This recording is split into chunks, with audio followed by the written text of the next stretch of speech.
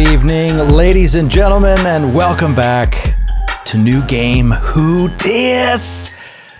Alien RPG Edition. We are hanging out, getting ready to finish our little 3-episode arc of the Alien RPG, and in going over what went down last week, top to bottom, I mean, both in-game and show-wise, mistakes were made, and one of those was not properly doing the giveaway at the time that I meant to announce it. So this week, I went ahead and I did the smart thing, which is a checklist, just a good checklist to start off the show. And I'm just going to read it out loud now so I don't forget anything. Number 1, banter with the players, which is something every GM should do. And then I put in parentheses, get to know Grant better.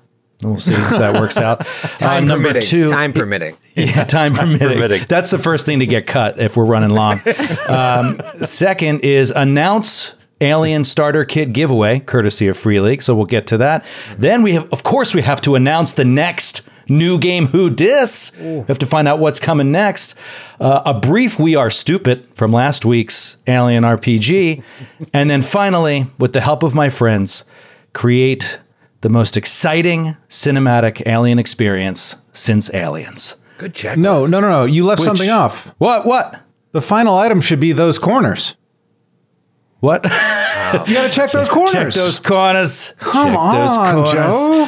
I'm actually very excited because I think we got a little taste last week of the way this system can work to create cinematic awesomeness. At least it was in my mind. I had a really, really great time. We talked about it a little off air, but I want you guys to sort of share what your feelings are so far with the mechanics of combat now that we've gotten into it. Skid, your thoughts?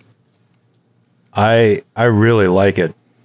I was saying I'm a huge fan of game systems that elegantly work to kind of emulate reality and whatever kind of theme that they're going for. And the way that the system reflects how stress and fear can hurt you and help you in a given situation is really cool. Like that burst of adrenaline can give you the edge that you need to succeed, or it can make you panic and fuck you up really bad. And it's great. I love it. Yeah, and I also love that it does that those panic rolls that we do can also directly impact your allies as well. Like if they see you freaking out, they freak out, which we saw happen with Elliot. Kate, what have you thought so far about the mechanics of combat? You're a Starfinder player, so you know your way around some dense combat mechanics. What did you think of the Alien RPG? I will second that. I liked it. The stress affecting everyone else was really fun. And I think that usually with the RPGs that I'm used to playing, there's very much like explore, investigate, combat. And there's elements of that here, but it brings a lot more of like the theatrics to combat more easily with things like stress and like how you roll and what goes into it. I feel like it's easier to role play while fighting. Yeah. Yes. I completely agree. The role playing while fighting, seeing the scene unfold, it's just exciting stuff. Troy, your thoughts?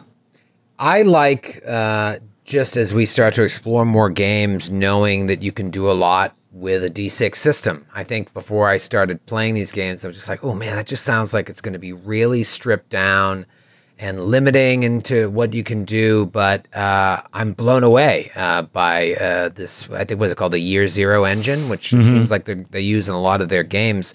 It seems like if you can just strip everything away and you have a nice, juicy system with just one die, it allows more room for story to develop, but there's still plenty of crunch there. I mean, we started to get into it as we were fumbling over some rules mistakes when the combat got out of control, and that just gave me reassurance that, like, okay, if we spend some more time with this, we can figure this out and have a lot of fun with it.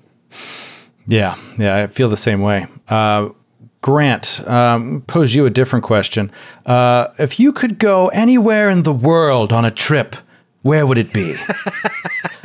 Oh, this is getting to know me. It's not getting cut. This is so wonderful. We had time. I guess you didn't get bumped for Jack Hanna. I was worried about Kate getting all verbose again about mechanics, and I was just going to have to cut Grant. But she kept it tight this time. She kept it tight. I'm looking at, and so is the stream right now. I'm thinking maybe Sector 955, maybe the Outer Veil, maybe Sector 3847. The Cerberus sector sounds pretty good. They all sound pretty good, although I don't think my passport covers me for everywhere. The U.S. passport is not what it used to be. But I will say, real quickly, what I like about this scenario particularly is that we've played sci-fi before in another show. This is the first hard sci-fi in that none of the items are magical. You got napper leaf, you got medicine, you got food, and you got guns. And you got some machinery that is not that powerful. All of the fantastic, horrific energy is on the side of the enemies you're facing. And that certainly helps create an asymmetrical feel towards the combat and the scenarios that kind of grounds it and makes it a great horror and a great, like, hard sci-fi vibe. Well, mission accomplished. Because if I just wanted to get to know Grant a little bit better, and I asked him where in the world he would travel, and he answered various star sectors in the alien universe, we now know that you're a big nerd loser. But yeah, also wrong, because this is the last universe in which I would like to travel. I'd definitely pick the Star Trek universe over this one. Humans aren't doing well. Yeah, there's a freedom from want.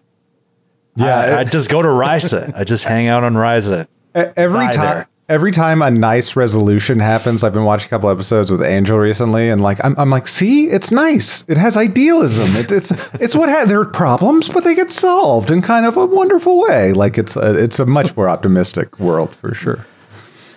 I am having some video issues, so I'm going to try to fix those real quick. And I think that this would be a perfect opportunity to shake up my checklist here and kick it over to Troy.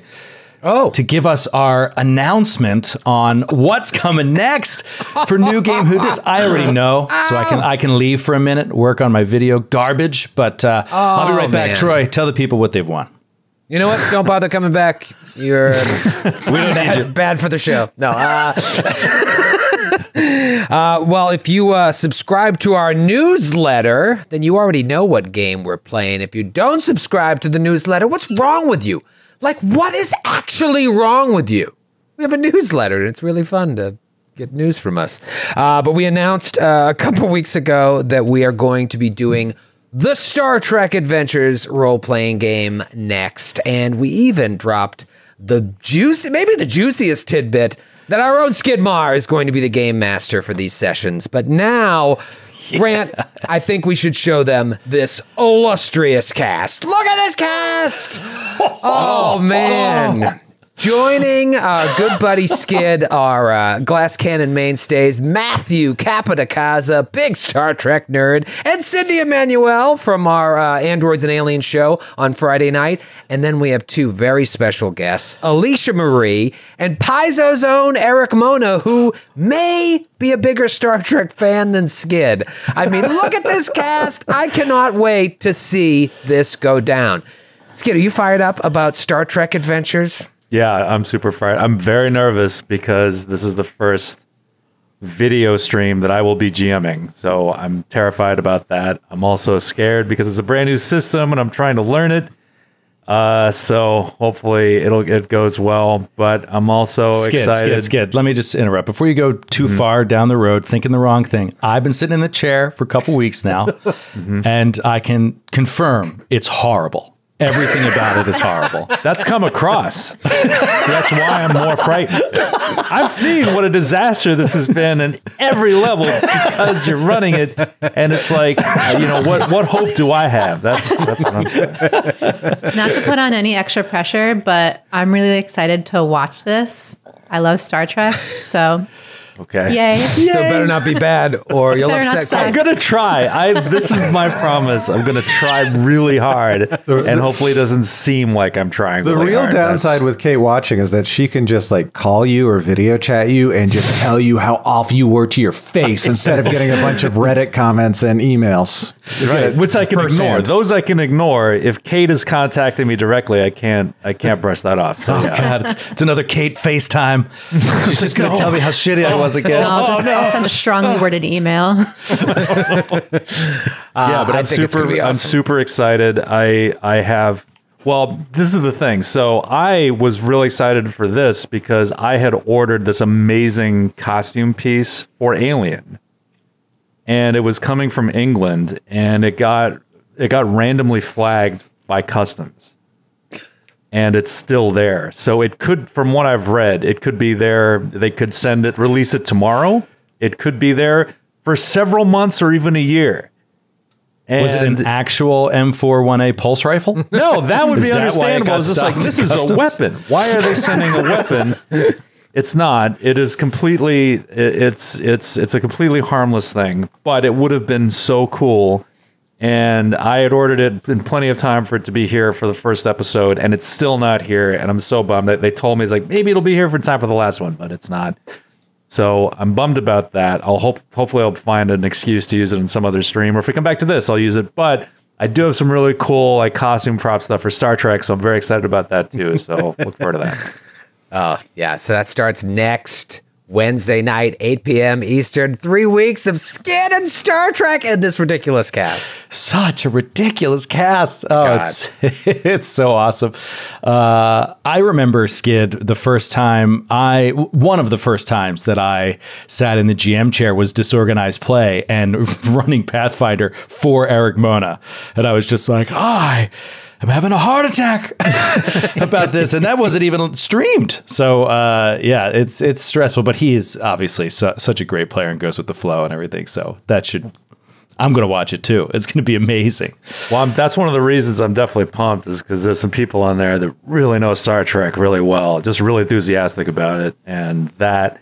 Just I know Mona and Matthew like particularly they have a ton of like Star Trek lore, so I think it's gonna be a blast. Either way, however bad I am at running it, I think it's still gonna be fun. So I'm excited to see Matthew play in a scenario he enjoys. So that'll be fun for me.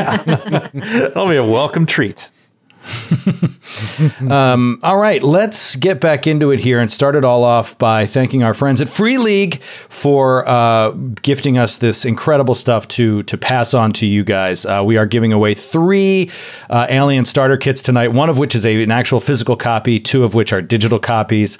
And so the the physical copy can be mailed to the US, Canada, or Europe, and the digital copies can go to whomever. So Brennan is going to drop a link in chat. Click that link to go over to our giveaway and sign up for it. And by the end of the night, we will pull a winner and announce in chat. We'll pull 3 winners and announce in chat. And that'll be it for this run of the Alien RPG giveaways. Thank you so much again to Free League for supporting the stream and for spreading the good word about awesome games like this and giving you guys a chance to try them out without spending too much money. And like I said before, the Alien starter kit is phenomenal. I mean, the value is crazy. It's a gorgeous 50-page rule book. It is a full scenario. It's like a 50, 60-page scenario, complete with pre-gen characters. Your friends can jump right in. It's got maps, tokens, all kinds of fun little stuff. It's really great.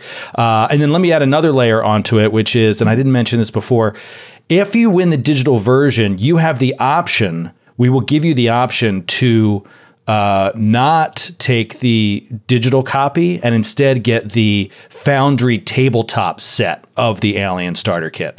So if you play on Foundry, you can opt to get that instead, but we'll email you and figure that all out. So thanks 2 again things. to Free League. I'm on their website. Coming soon is the Colonial Marines Operations Manual. And then did you cool. see a module, the Destroyer of Worlds cinematic module? Mm-hmm. We're going to have to play that live on the stream, yeah. I think. Oh, we have man. to play a pre-written mod. Yeah. I already have it, I think. think I already have it. They Looks sent it awesome. to me. Yeah, it's unless I'm mistaken, again, it's pre-gens. So like these cinematic scenarios are pre-gens, so you'd have to play these other characters. But if you guys are down with that, of course we could give it a shot. The pre-written scenarios are awesome. They pit the characters against each other in very subtle and interesting ways, and it really makes for a great cinematic experience, which is why they call it that. I'm in. Very brief, we are stupid. Then we get back into the game. Very brief. I wanted to mention one thing that jumped out at me as I was reading the rules that I was doing incorrectly, and probably it could be argued led directly to the death of Liam Flynn, our illustrious medic. I was under the impression that so monster creatures in this game, the way that they get much more powerful than the player characters is because a lot of them get 2 or 3 turns around, like actions around, and not just like a move action, a standard, like a full move or slow and fast, and another full slow and fast. And so you roll on this table for what they do. And that's what was happening in that fight. I was rolling twice each time, and they would howl and slam and rip and pull and throw and whatever. But the way you actually are supposed to do it is each one of those actions in a round gets its own initiative. So the creature goes twice every round, but it might go once, then you get to go, then it gets to go again, which is a lot different than it going twice in a row. That's cool. So it's like fighting multiple creatures, even if there's just one. Yeah. It reminded me of the mechanic in a board game that I love, which is all the D&D board games, like the Castle Ravenloft and stuff like that. It's like once you get to boss level material, they act multiple times around, and that's what makes it so challenging. It's like you don't all get to go, and then it goes. It bounces in between all of your turns, and so that I think is part of the intention here. And I screwed that up, so I just wanted to point that out in a little We Are Stupid homage to the Alien RPG. I'm sure we screwed up a lot of other things that I haven't quite picked up on yet, but we'll figure it out. Oh, baby. Last sesh, you guys managed to go from your salvage freighter onto this derelict, enormous ship, get to the bridge, power the thing up, which in turn got the tram working, got onto the tram, started heading to the aft where a lot of the more interesting stuff in the ship was, and you were attacked by what looks to be infected humans. They're human beings, but they've become like monstrous and crazy strength, and they run at you and just have created this horrifying combat on a train that you managed to survive. Unfortunately, you lost your medic, Liam Flynn, as his head was smashed through a subway window in a very gruesome fashion. But I need a new rival. Yeah. What are you going to do? You have to pick somebody to hate. Dizzy. Pick somebody to hate. Dizzy. Easy enough. Coming for you. Feeling is mutual. Yeah, wasn't He's Carter? my rival. Yeah, Carter is already Dizzy's rival. So I don't like the way she flies the plane. Flies the plane. I don't like the handling. That's my thing. That's John's thing. I also don't like it. So many haters. Oh. Bring it on. And so you guys have this wild combat on this tram, right? As you feel that you polish off the last combatant, it's stumbling away on fire as Hank lit it up with his cutting torch. They are vulnerable to fire, in fact, and so it bursts into flames and goes screaming, running down. But as that's happening, you feel this wild destabilization of the train car as it crashes and sparks along its maglev tracks and gets caught up weird in this tunnel, and then seems to turn. The entire thing seems to rotate. You all start to lose your balance, and then a quick stop, and your bodies go flying and tumbling over the seats, and we just blacked out. And that was it. That's where we ended last time. We'll pick up this time with this heavy feeling in your heads as you start to come to. You're all pretty much opening your eyes to blurry visions and you're in an awkward position. You're wedged under something. You're hanging over something, or you got a hold on pole up against your head, and it's just a weird situation all around. You start to come to, and you feel there's pain racking throughout your body, and a sound of a distant sound of a blaring alarm. It's just like, wait. You sort of feel like you hear a voice maybe echoing. You can't quite tell if it's like the ship's computer or if it's like your comm unit, and you're just very disoriented. Everybody that took that fall in the crash, everyone took 1 damage. Now, you're at risk of taking 1 damage. Now, you can all roll your choice, whatever's higher, mobility or armor, to see if you happened to not take that 1 point of damage. Oh, no. Oof. I don't have armor, but I have mobility. And so for armor, do you just roll your rating plus the key statistic? You just roll the rating, the armor rating. Okay, so I have a higher agility than I do the rating. Okay. Yeah, so I think for a lot of you, it's going to be about bobbing and weaving. No successes for me on mobility, so I'll take a damage. And my sheet didn't save. I think I have 2 stress. That sounds right, Skid. I think 2. So Got 1 success. oh, Okay, so you negated that damage. I got I have 2 health. So, You have 2 total health, as does Carter Malloway. Is that right? Yes, now 1. Yeah. I got 2 Ow! I got 2 successes and a failure on a stress die. Oh no. Okay. Don't panic! So as this thing and what about Hank? Hank rolled 3 successes with 3 stress die. Looking good, baby. Wow. Phenomenal. Yeah, I didn't roll stress. I didn't roll stress either, but I didn't get a 1. Okay. I got a but- 6 on one of them. All right. So nice. yeah, you succeed and you negate that damage. So everybody but Carter negated the damage. However, as this thing crashes, John Connolly starts to feel the risk of panicking, and you're at 2 stress, right? Yeah. All right. So go ahead and roll a d6 for me. Okay. Oh boy. 2. 2. Okay, you're fine. You hold it together. But you all start to focus now, and you can hear the voice a little bit more clearly, and you hear a sort of non-inflected, feminine computer voice echoing throughout this area. Structural integrity warning.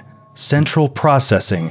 Dex C, F, J, R, unstable.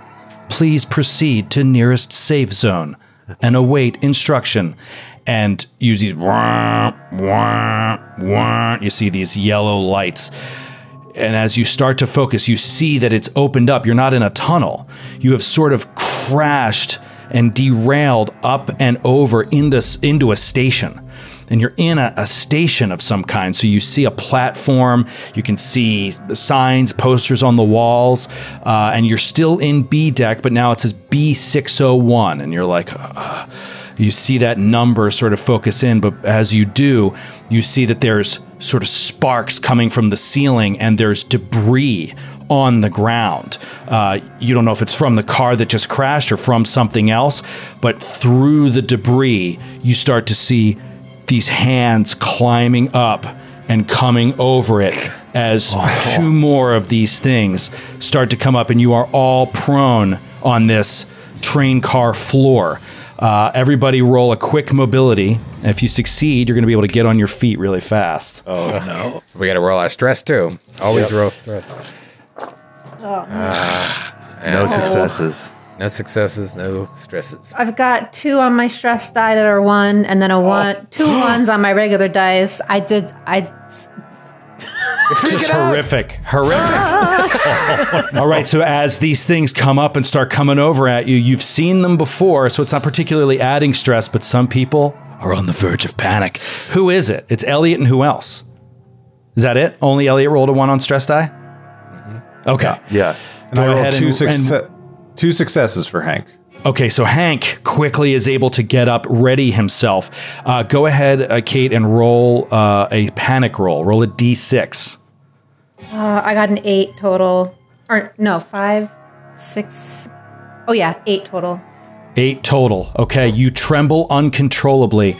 All skill rolls using agility suffer a -2 for the duration. So until you're able to rest, your agility, which I believe factors into your piloting, is going to be -2 die as you're like freaking out as these things rise up and start coming towards you. We are about to dish out cards for initiative, but before we do, you hear explosive gunfire that's just like, and you see bullets shredding these two things that have like risen up from the muck, just like and it seems to be coming from the side, from where you can see. Flynn lives, and he found a cool gun.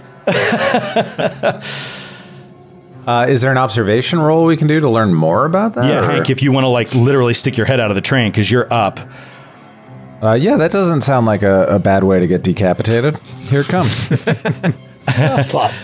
It's not moving. The train has stopped. Everything is stopped right now. No successes and no failures on the stress dice. Okay, you look out, you see nothing, but these two creatures fall, and that's it. They're done. And around the corner of a pillar that you didn't see steps a sort of a small figure clad in military armor, like standard issue colonial marine armor, a helmet that seems to be a little large for the person wearing it. Exactly. A little bigger than that. Holding a pulse rifle up to her face and aiming down sight. It turns around and you see this green laser is just like pointed, and it comes right onto your chest, Hank. She turns, points at you, holds for a moment.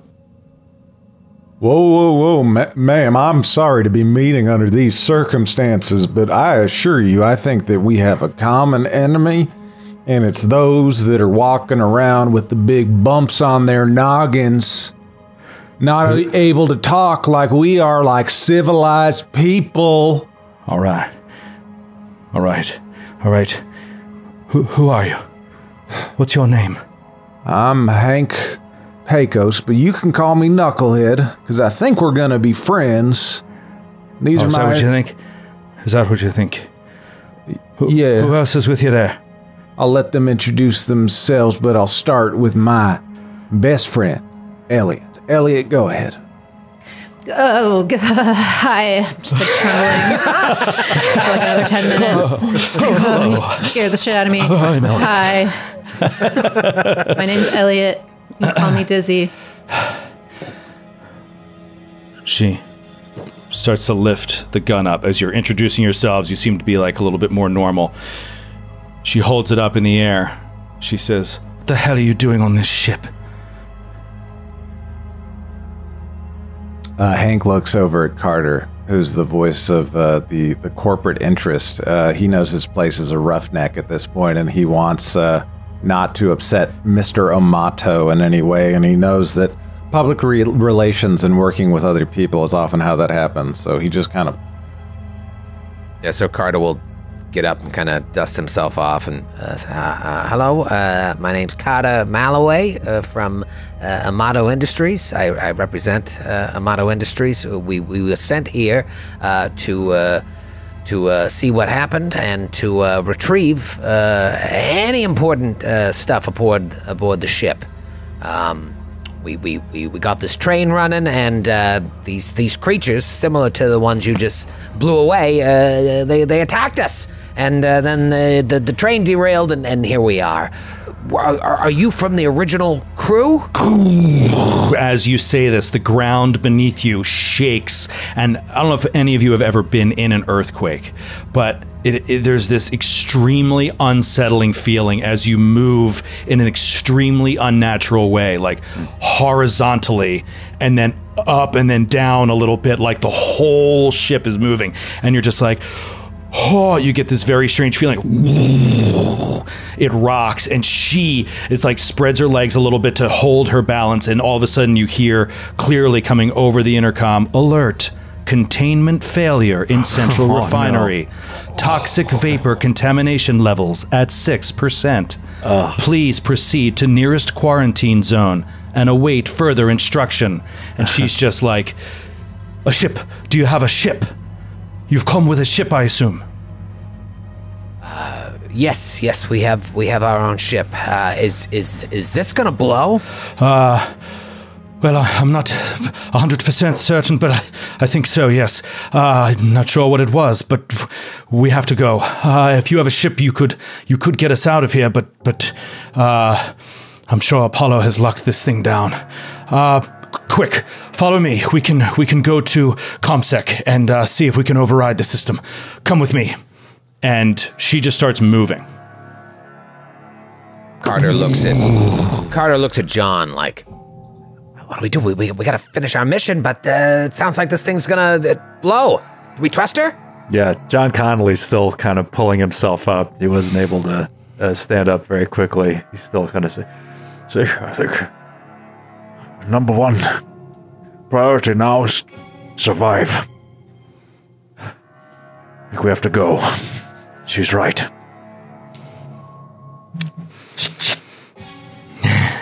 She walks you over and around this pillar to the edge of this this subway platform, essentially, and you see there's a vehicle there. It sort of resembles what we would call like an ATV, basically.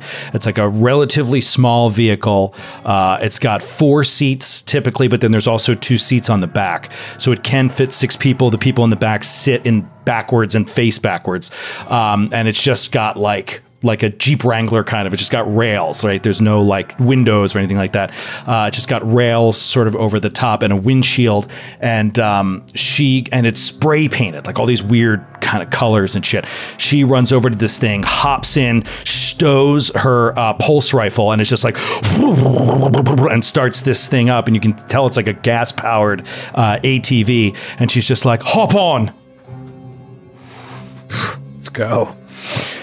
You guys all jump onto this thing, and it's like shakes again. You hear a similar warning come up: containment in central refinery, and then toxic vapor contamination levels at 8%. And the part of the ceiling starts to like come down on you just as she's like, and she takes off and makes this wicked turn. It's like, and it goes into this like side tunnel corridor thing that seems to be like maybe running parallel to like where the tram was. It's interesting. It's very wide and very unadorned, and you get the sense that it might be like maintenance access ways that they have no doors coming off of them for like any offices or anything like that. It sounds just like Halo.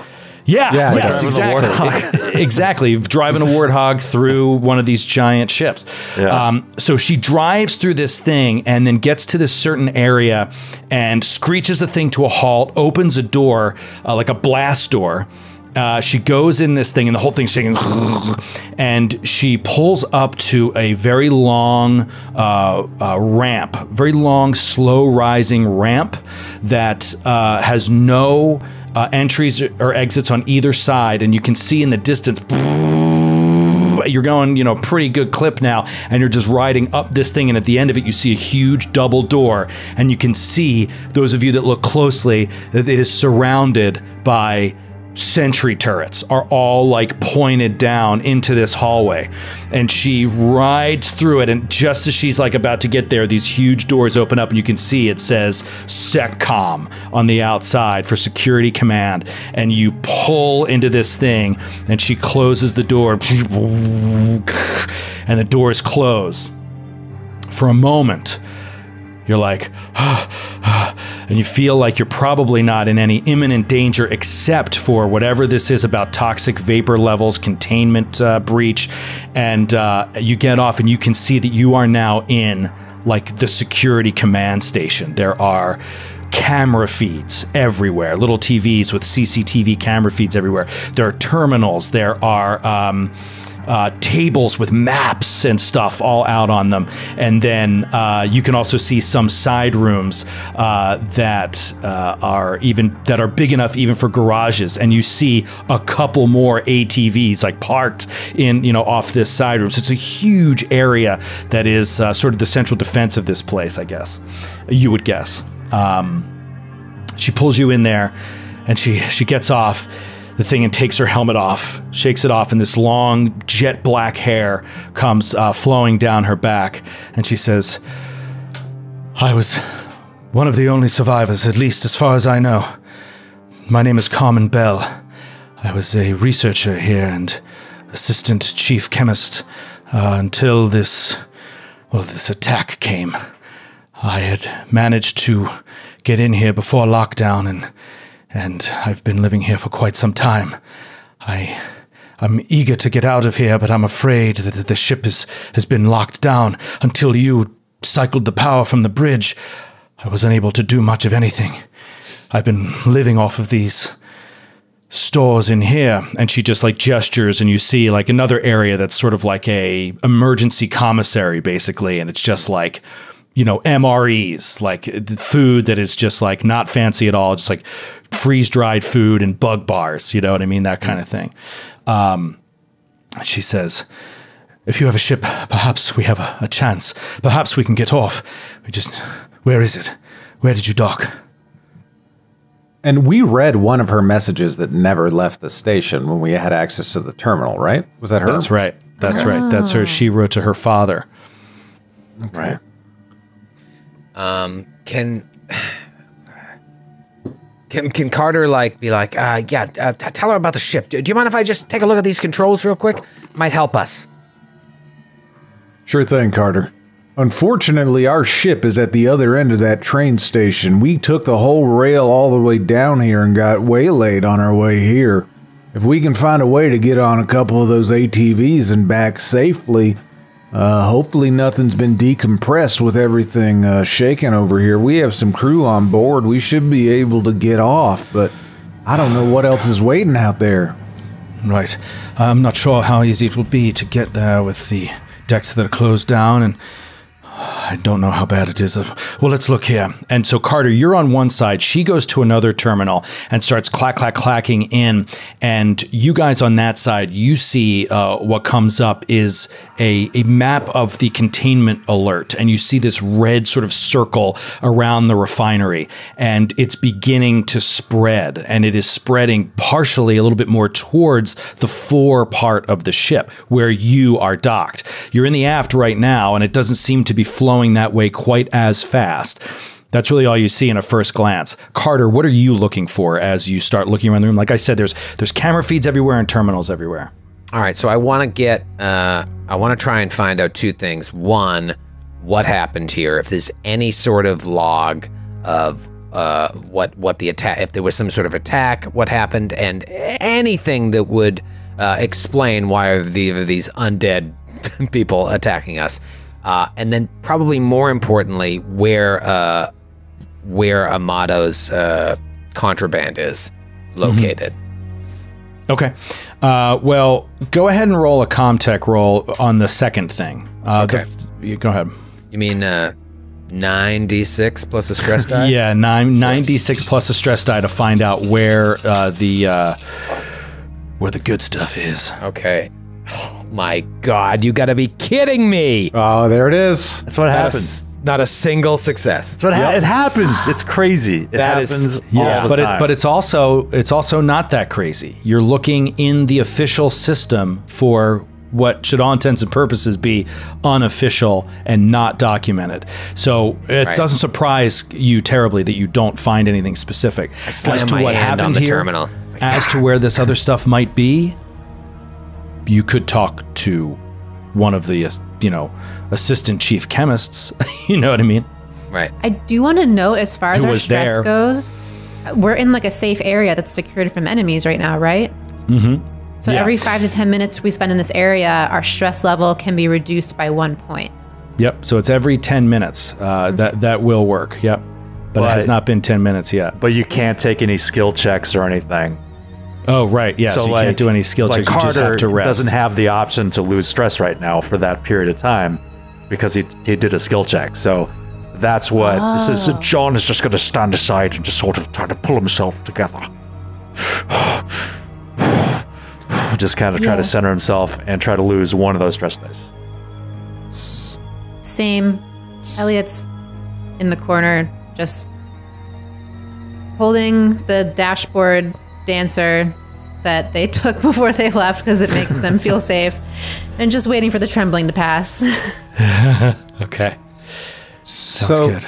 These undead creatures, and this isn't Hank thinking, this is Grant thinking, are acting kind of similarly to the crew that came into contact with the Hammerpedes in Alien Covenant. Like they have like areas of that. So I'm trying to figure out what was actually stored in there. Did they have any xenobiological stuff here and what it was, any studies and logs of how that behaved? And maybe we'll just even ask the person that rescued us, like, what started going wrong. We'll explain to her we saw people that killed one of them and killed their companion and then killed themselves. Like, it seems very desperate what was happening here.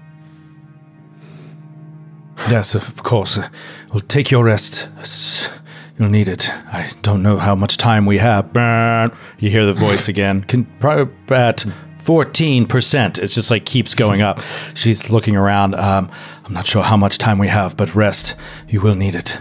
You now have 3 minutes to reach a minimum safe distance. Yeah, exactly. That is the exact voice that you're hearing.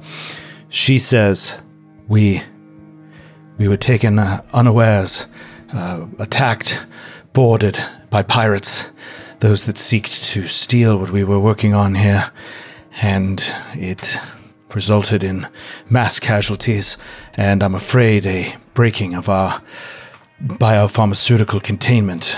Our xenobiological tests had, gotten into the air system, and we had to endeavor to shut it down. Well, Apollo shut it down. And then it was a matter of trying to get to quarantined areas, clean areas, and just survive until such time as it could pass. From what I could tell, here, come over here. She walks over and clicks on one of these feeds, click, click, click, and a little camera feed comes up, and at the bottom of it, it says Docking Bay 9, and you see a ship in the docking bay. And she says, from what I can tell, they never made it off the ship. The pirates that seek to steal this thing from us, well, they succumbed to it just as much of our crew did. And I have been unable to get from here to there. And she points on the screen at this ship, and as you look closer, you see that there's bodies lying all around the ship, just face down. Wow. She's like, but you have a new ship, so perhaps there is another option. You can see she's sweating.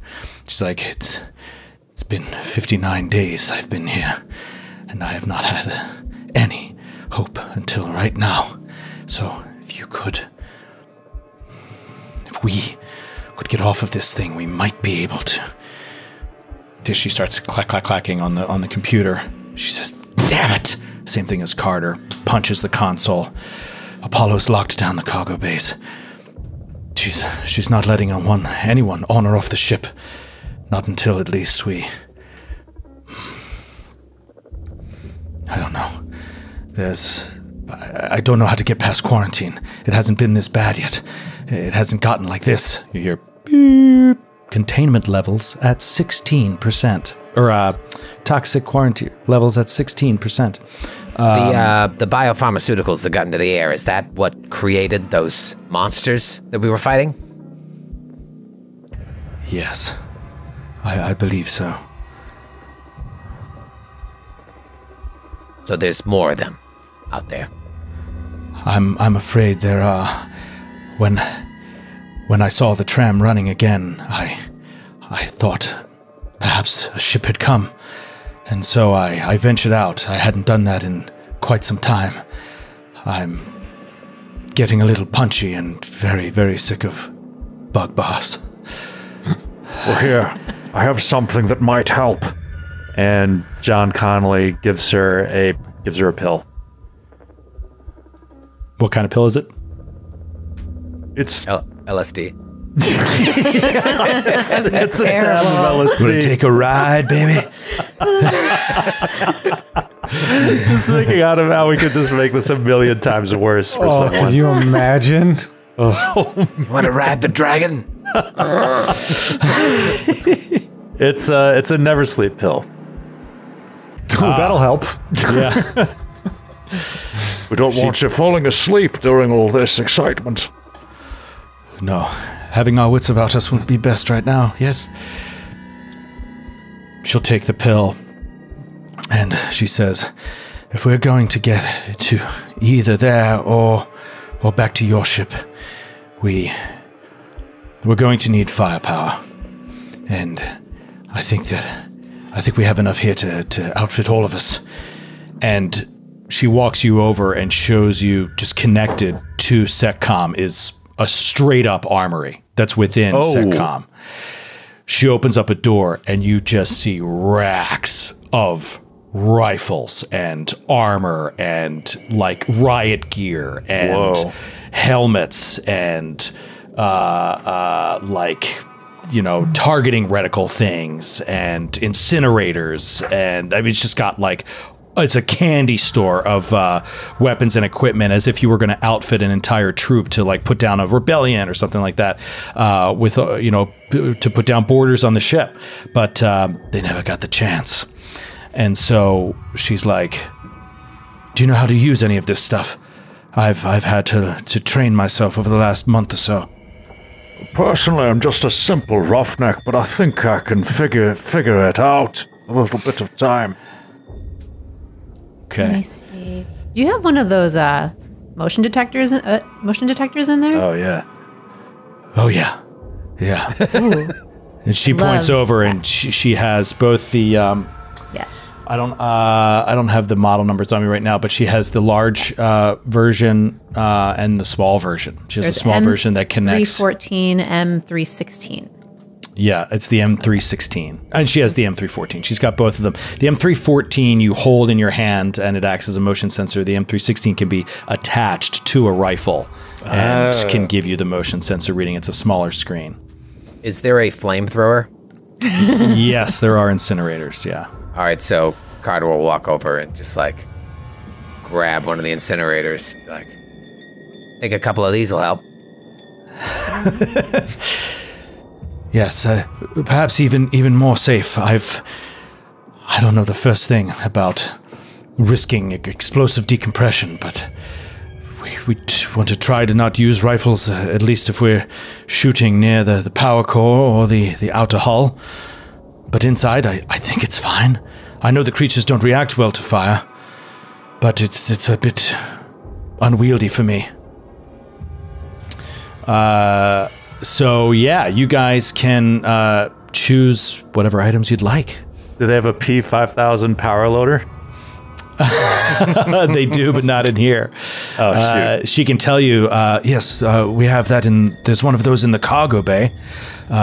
Yes, but not here. I've been unable to get to the cargo bay either, though I've tried. Wow. Hank points out that his signature item is a Class 2 loader license, and if it doesn't get to be used, he'll be very disappointed. Is there, Hank's looking around, and he's looking for stun batons. Yep. And, okay. I have one of those. Riot Gear. That, and then is there, as far as the Riot Gear, is there anything better than a Mark 50 compression suit? Do they have, like, an eco all-world survival? No. Okay. Got it. Perfect. No, there are not too many fancy compression suits. There's just armor and weaponry. Okay. Is the And flamethrower- vision tech and stuff like that.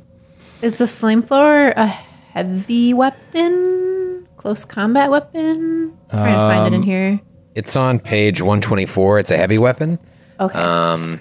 It's the weight of it is 1, though. Because as fun as this is, I can't carry a lot. The weight is 1. Yeah. Yeah. The weight- So, and also remember, you can carry up to 4 times your strength. You just can't move in a given round in a combat round without rolling a mobility check. That's the penalty for being over encumbered. This is awesome.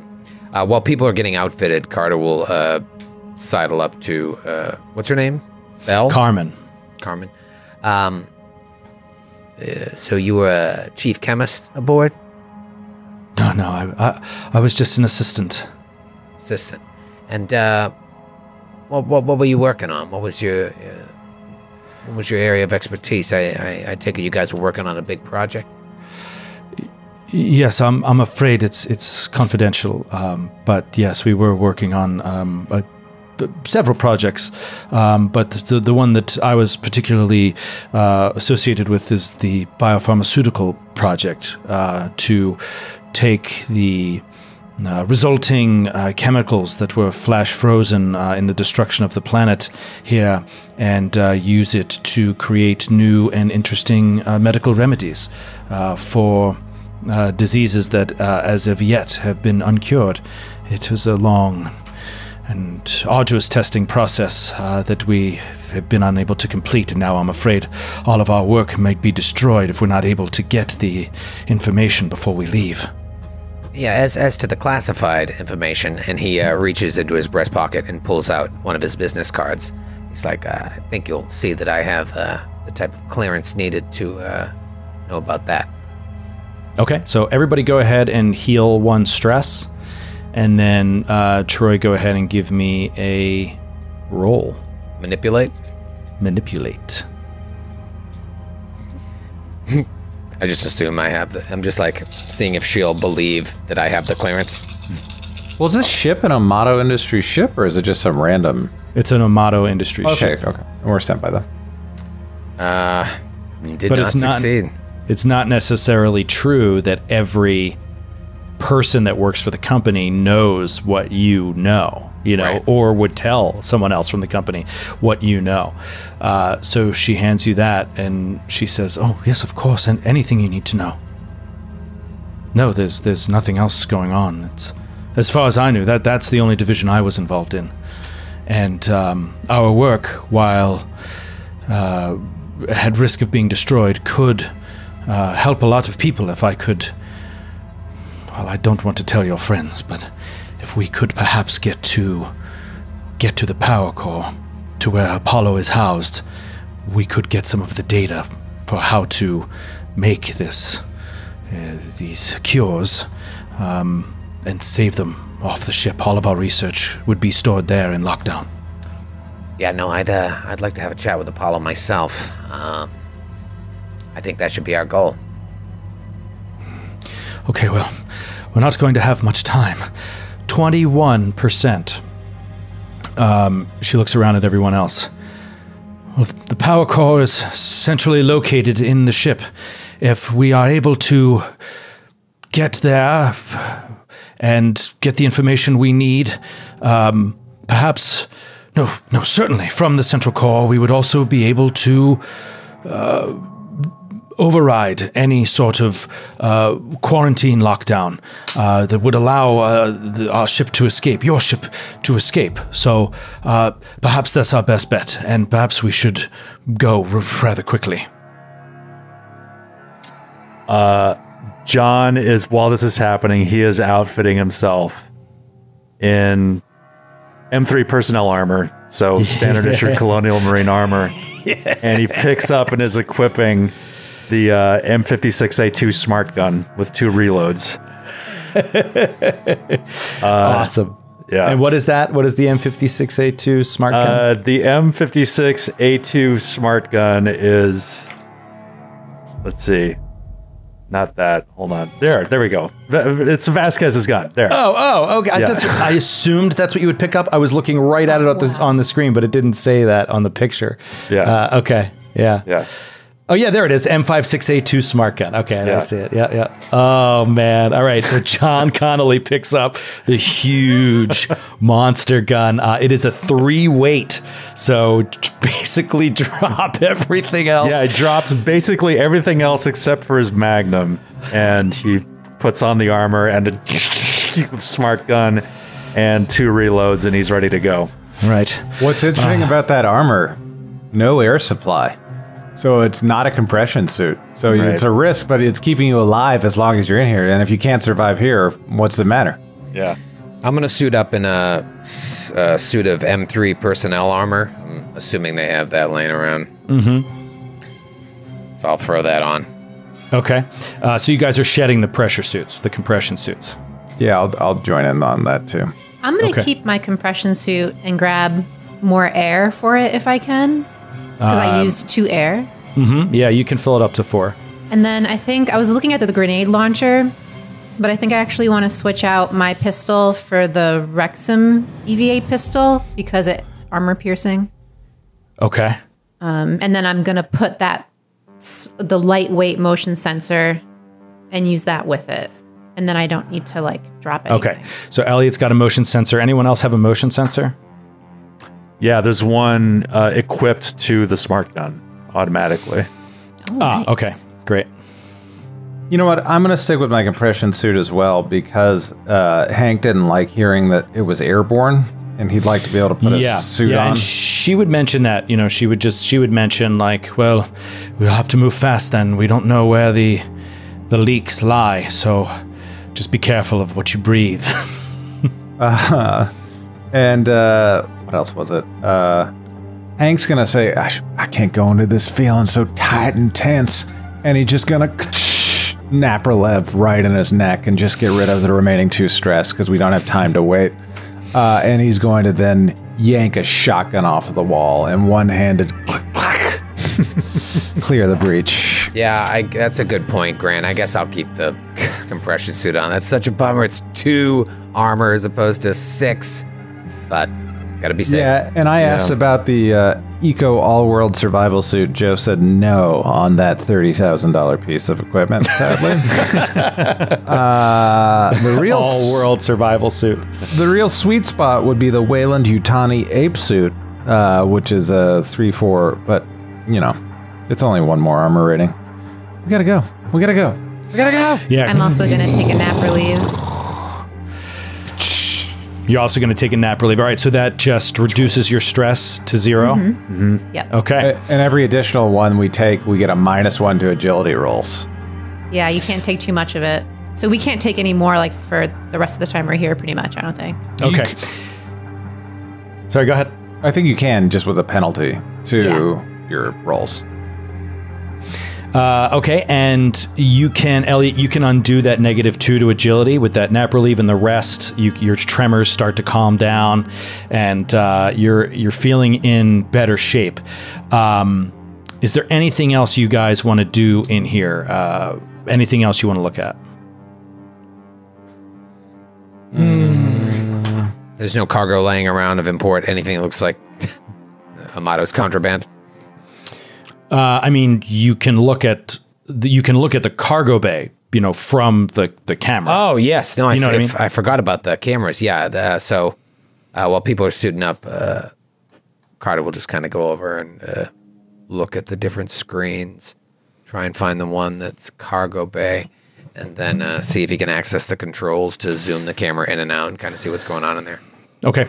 You are unable to zoom the camera in and out as a stationary camera, but you get in to it where it says cargo bay. You see it's up high in the room, so it's a sort of a very aerial view of the whole room, and you see these large octagonal stacks of crates that you assume are filled with various cargo and whatever they're making here. You also see kind of in the back distance of the shot huge bay doors that you would assume that vehicles or ships could pull right up to this area and then be loaded onto. You see big cranes, big crane arms, as well as a couple class 2 loaders that are smaller and next to the octagonal stacks. You also see bodies littered around the room, all inert, face down or face up, look like dead bodies, some of which are armed, like in armor with like literally a gun like next to their open hand. Do we have contact with Flynn? Or not Flynn, with John's? You haven't tried. We should probably let the captain know what's going on here. It looks like there are some bay doors here in the cargo bay. Maybe if we can get to the power core, get what we need there, he could come meet us by these doors in the cargo bay, and we could just get the hell out of here. Yeah, I'm pretty sure even though I'm not on the ship, Apollo can remote pilot. I think Mother can. So Apollo can? Well, your captain is on the ship. He can pilot the ship in an emergency. Good. She doesn't trust him to do that. Can he even drive? I don't know. Well, there is Not also as good as Elliot. there's also Call that driving. a PR PUT uplink terminal which allows for remote control of spacecraft. I don't think we have one of those, but that is a neat item in the game. How? All the hardware between here and there is fried. Yeah, Bishop should go, man. Yeah. Bishop should go. Good idea. Good idea. Why don't you put her in charge? Let's put her in charge. All right.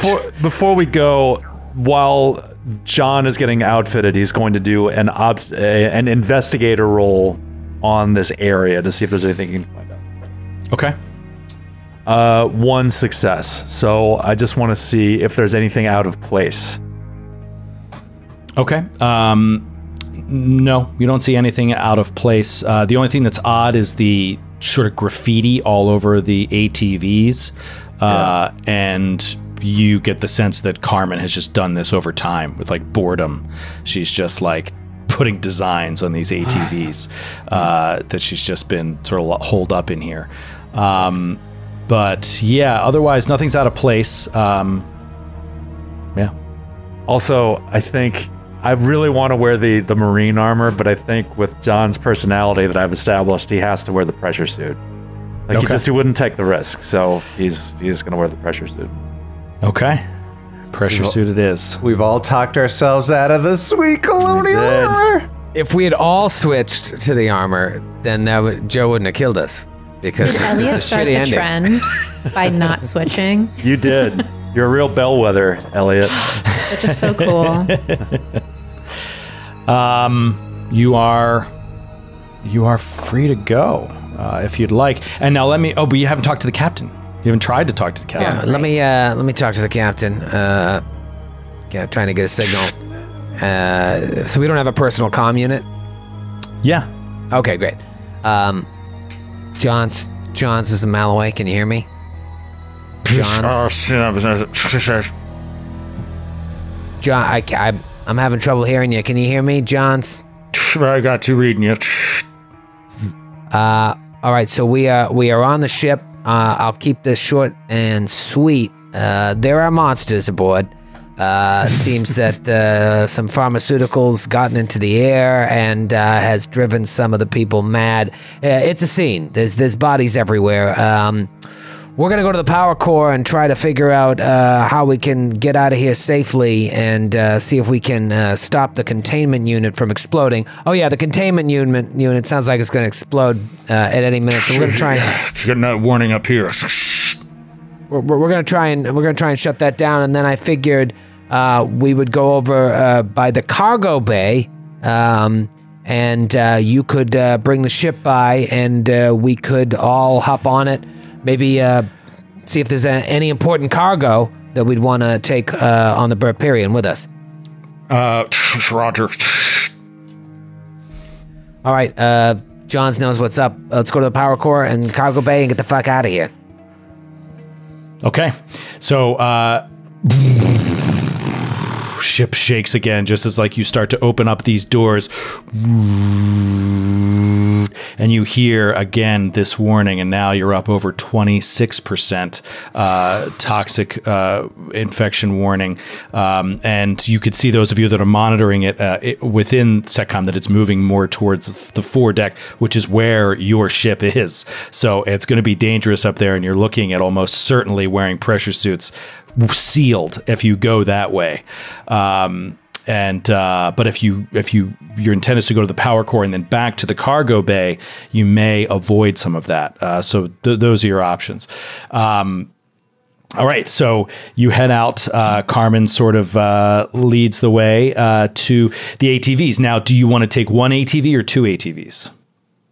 Or three ATVs? I mean, it's up to you guys. At least two. Are they heavy? At least two. Are they heavy machinery rolls? What is it to navigate them? Piloting. Piloting? Yes. Okay, great. Two. Then. I can do some piloting because I have a 3 for agility. I don't have any ranks in piloting though. Can Hank wrap his arms around Elliot's belly? Just like to feel safe. Just for one moment, feel like a child again. Like I got you, friend. I may look rough on the outside, but I just need a hug. Just need some reassurance every once in a while. Elliot, take the wheel. Yeah, they're really they were stressed this whole time, went through the tremors. They want to release some anxiety and drive a really cool machine. All right, and Carmen's going to drive the other one just because she's like, follow me, because she knows where she needs to go. So who's going to ride with Carmen? I'll ride with Carmen. Okay, Yeah. you ride with Carmen, and then what are you going to do there, Skid? John does not trust Dizzy. She's too reckless, so he's going to try to ride with Carmen too. Okay, I don't know where you got that idea from. Our ATV has a Mountain Dew You're loose logo on the cannon, side of Elliot. it. Race you. She's like, no, follow me. And the doors open up, and she pulls out of Setcom, and you start going back down this loop, and she's going to lead you to these sort of maintenance tunnels that are not small, but are big enough for these vehicles. They're pretty wide. Think of it like like the cargo elevator of a building, right? It's like that version of that. It's like to move large things throughout the ship, whereas the tram seems to be more like the people mover. All right, so you guys start heading, and these two ATVs start driving through these tunnels, heading toward the power core. But you feel the instability as you start going. The ship, as you're moving closer, is getting worse as you're moving away from Setcom and starting to move towards what, for all intents and purposes, is the center of the ship. The power core is just so you have to go past the refinery, past central processing, and then the power core is just beyond that. So as you are moving, you see that suddenly the tunnel in front of you begins to shake really uncontrollably, and there's a structural break as a part of it breaks apart on the left side as you're driving, and you can see light sort of blast into the room that is coming from central processing. And you see that the factory, whatever's in there, whatever machines are working, have grown unstable in some way, and they are literally shaking and starting to pull the ship apart from the inside. So, you don't know how long until this sort of instability is going to reach the outer hull. So you start flying through these tunnels, and as this break happens, part of the tunnel cracks off and comes lower than the one that you're on, and you just get air as you have to land back again. I need a piloting check. I need a piloting check from both of you. She wish you were on my roll card Carmen's. now. Yep. No, I'd be dead by now for sure. Elliot, you're a loose cannon. John may be happy, but Skid just put his fate in Joe's hands. No, Skid would absolutely ride with Elliot, but John he's his own beast. I got 1 success, but 3 ones. On stress die? No stress die. That's fine. That's I'm a fine. little confused now that I don't have stress die. I'm like, shouldn't it be hard? Okay. So you succeed. So Carmen succeeded too. She got 3 successes actually. So, and her wheels grip the bottom. She straightens out, and then you right behind her, and you hit as well, nice and smooth. And you're driving through this tunnel, and suddenly through that crack behind you, you see some sort of small movement as you're passing through, almost like cats, like a cat-sized thing, sort of like crawling in through this break, only they're moving freakishly fast. And you just see on all fours these little like animals that are just like, and they start to run behind you, but you guys both landed just fine, and you are like, and the car that's in the back, which has Hank on it, is in firing range of these things, but you also get the sense that you are outpacing them. Do you want to shoot at them, or do you want to just like let it go? I think if we can outrun them, I'm going to conserve ammo. Hank?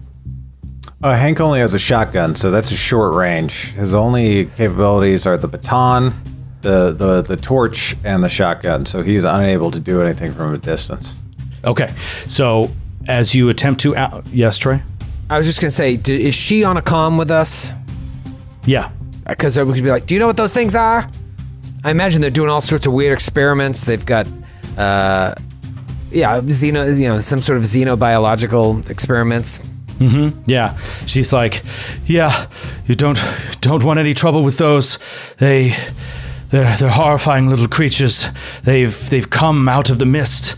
Well, bloodbursters. They may be bloodbursters, or they might be at the she's yelling this as she's driving. They might be at the juvenile stage at this size. Not sure yet, but either way, they're horribly dangerous. And all of you take 1 stress. Oh no! Juvenile bloodbursters? Is that what she said? They may be bloodbursters, or they may be juveniles. Oh, gross. So as you look back, you're like, and you seem to be outpacing them, but there's like 6 or 7 of them, half a dozen of them, just like, but they seem to be like falling back as you're driving through. I just want to lay down a flamethrower. Well, you could have. You did. We're in the back, right? Oh, yeah, they're in the back. So Yeah, just do that's right. You could just flame Hank and Elliot. We had to leave them behind. You drive with all speed and keep going, and you start to see that they start to like fade into the background, but you've seen something really weird and very dangerous on your tail. Now you know you can't slow down at all, but you get the sense that you're past the central refinery, and this is when the containment reaches 30%, at which point you hear the ship warning comes over very clear, and something changes. Toxic contamination levels at 30%. Quarantine lockdown initiated. Shelter in place until further instruction. And it's just like, what the hell does that mean? In either case, and then it also says, and then it also says, Biosafety Protocol Alpha initiated, which you would remember from before from Liam. He mentioned that means that it is considered that all air is toxic at this point when you hear Biosafety Protocol Alpha, and it means that you must use you must use systems of respirators to not breathe in the air. So at this point, you guys would need to fumble to put on helmets if you wanted to, or you could just risk it and see if you're not in the contaminated part of the ship. But now you know a full third almost of this vessel, it has contaminated air.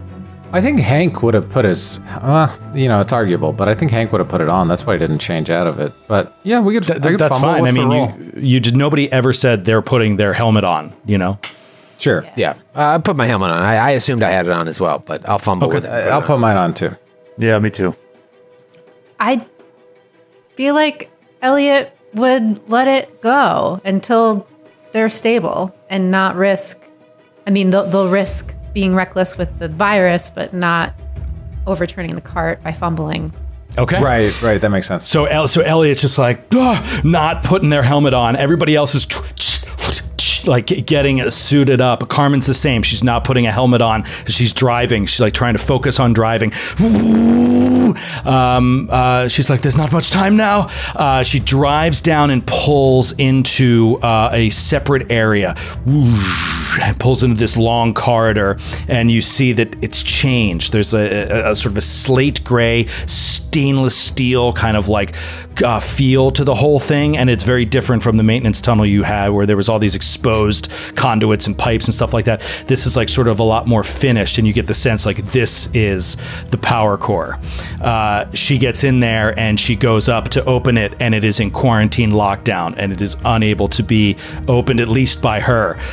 She's like, does anyone know how to open this thing? Yeah. No, the I can do it. ATVs are both stopped. I'm saying, yeah, I can do it. 1, 2, 3, 4, 5, 6, 7, 8, 9, and then I got that damn stress. I'm putting my helmet on now that we're stopped. All right, hold on. I think I can. Let me see. Here we go. Got it. Oof. One success. All right, out of 10 dice, 1 6. So you hotwire and it just opens this door, and you can't take an ATV in there. It's not large enough. You just have to walk in. And you guys walk in to find this room filled with like terminals, computer readouts, and in the center of it, a large, glowing power core, classic power core vibe with 4 outer tubes that are smaller, but also floor to ceiling and glowing with a white blue energy. As you come into this room, you can feel the like crackling air of power and electricity and just, energy reverberating through the place. And now the voice, for whatever reason, seems even louder as it once again increases the contamination level. Also issues another structural integrity warning, and it's now mentioning more decks that are sealed off due to structural integrity issues and possible explosive decompression. You get in there, get to the terminal. Now, what do you want to do? Blow up the ship. Oh my god. At this point, you hear in your communicator, This is John's. There's something outside the ship. Ooh. What do you see, Johns? Looks like there's somebody's pet, dog, cat or something. I can't get these doors open. Don't let the cat in. That's an outdoor cat, Johns. Yeah. It's an outdoor cat. Don't let that thing in. You'll never get rid of it. Jonesy. and he just says that he can't get the doors open. Because we shut the doors before we left. Which doors? The cargo bay doors? The docking bay doors. All right, we can probably do that from the power core, right? Mm-hmm. That's the idea. And then we also want, God, there's a lot of things we want to do here. I don't want to be the only one rolling, but like we want to override the quarantine. We want to try and like, I wonder if there's a way to like flush the rest of the ship of all this toxic air. I don't know if you can circulate, like create an airlock in every room except the room we're in. I've got Comtech 2 as well as a diagnostic device, so I can help. Okay. Yeah, you can see if you can reroute the air and seal off certain areas in order to leave open only an area between here and the cargo bay. If that's something you want to try to do. Yeah, like open all the doors and just have everything get sucked out. Well, it won't work that way. It'll all still be in the ship. Venting something into space is possible, but it's dangerous, and you have to be very careful about how you do it. But one of the things you can do is try to work the air ventilation system so it works in a certain way. But you also have reason to believe that the air ventilation system is broken. So, that's why this is happening in the first place. First, I'll try to open the cargo bay doors for Johns, just to get that out of the way and be like, well, let's see if I get them open first. Got them, no stress. Yay. Only, again, 1 6 out of 10. I say, all right, Johns, you should be seeing those doors opening up. Grab any cargo that looks valuable, and hopefully we'll be done soon. Beep. I'm watching Carter like super judgy, and I'm like, you sure you got this? Seems like you're just getting it. Yeah. You need help? No, yeah, give it a whirl, Diz. Okay. Beep. Any dice right now? Don't let her touch it. She's reckless. John, you're talking and there's these beeps happening. Beep. Beep. Okay. It's a terrible sound. You look Dizzy, are you down. making that happen with your recklessness? No, I'm not. You don't I know got what you're one doing on there. success for the. You're under arrest. John, you look down and you see the motion tracker on your gun has pinged Oh. Got movement here. 16 meters away 16 meters from where you came from. from where we came from. Oh, it's coming down the hallway. Is it So the fucking sad. cats?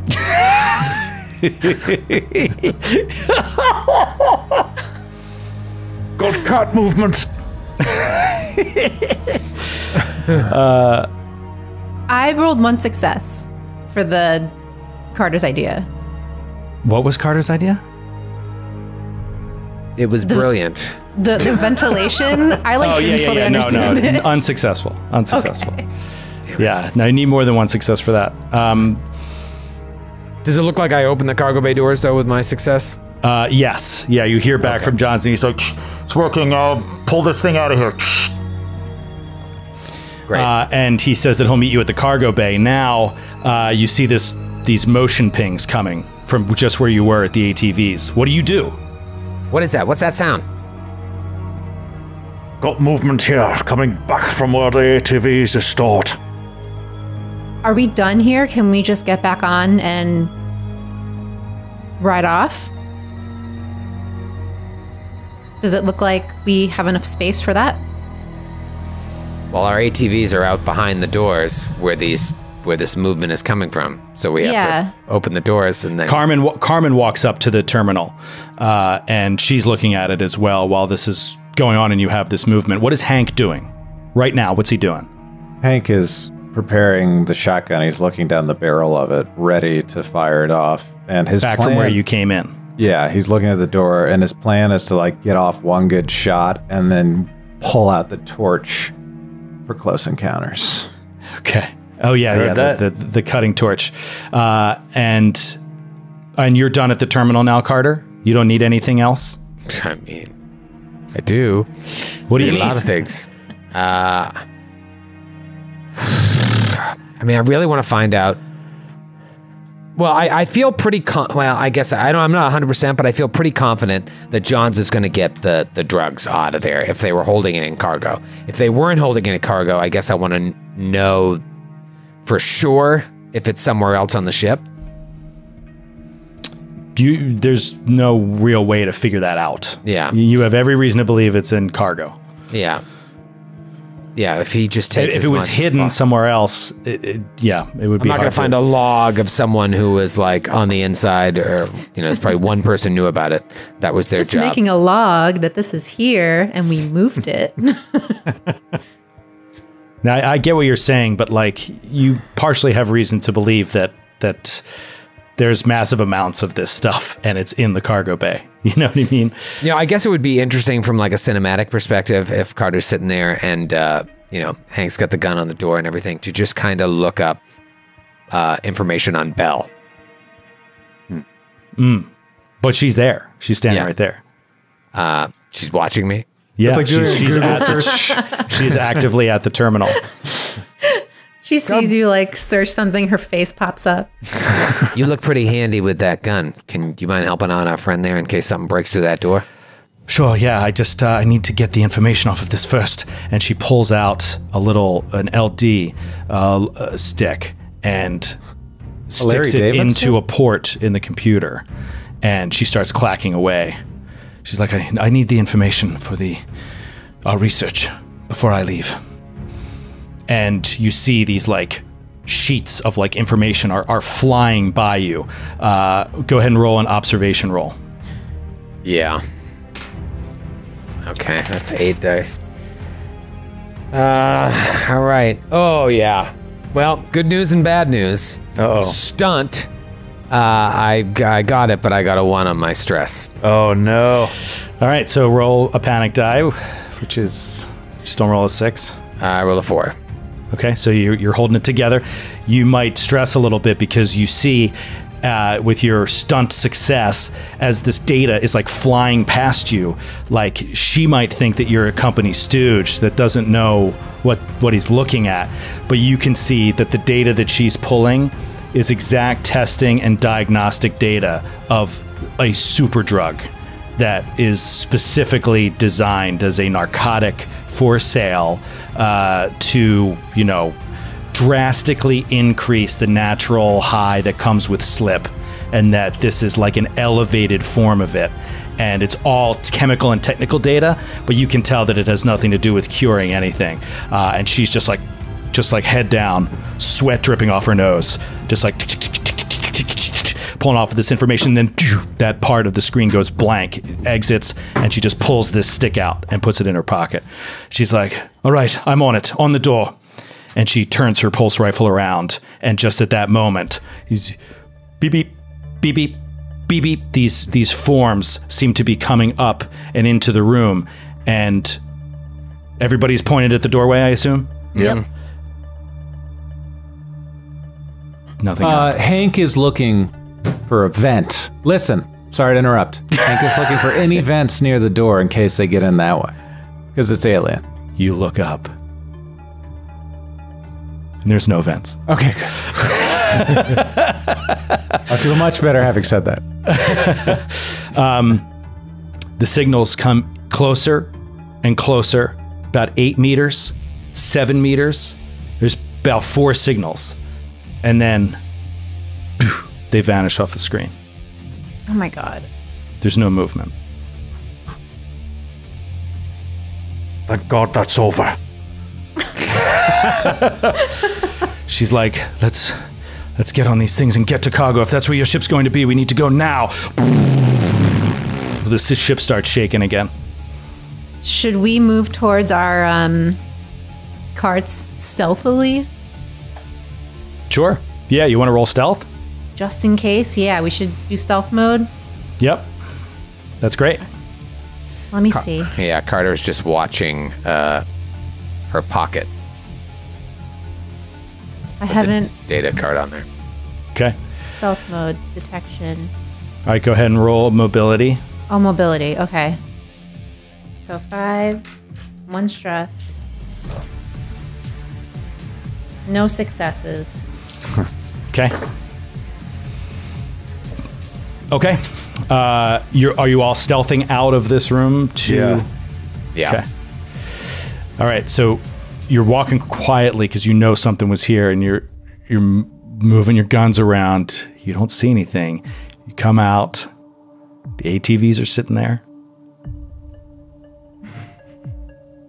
What do you do? John takes out his flashlight and just like sweeps it over the ATV, and just to make sure that there's no unwanted passengers in there. Mm-hmm. Which I always do when I get in the car anyway, but I do that. Sweep it over the ATV and then under it. And as you sweep under, you see a small shape hanging underneath the wheels.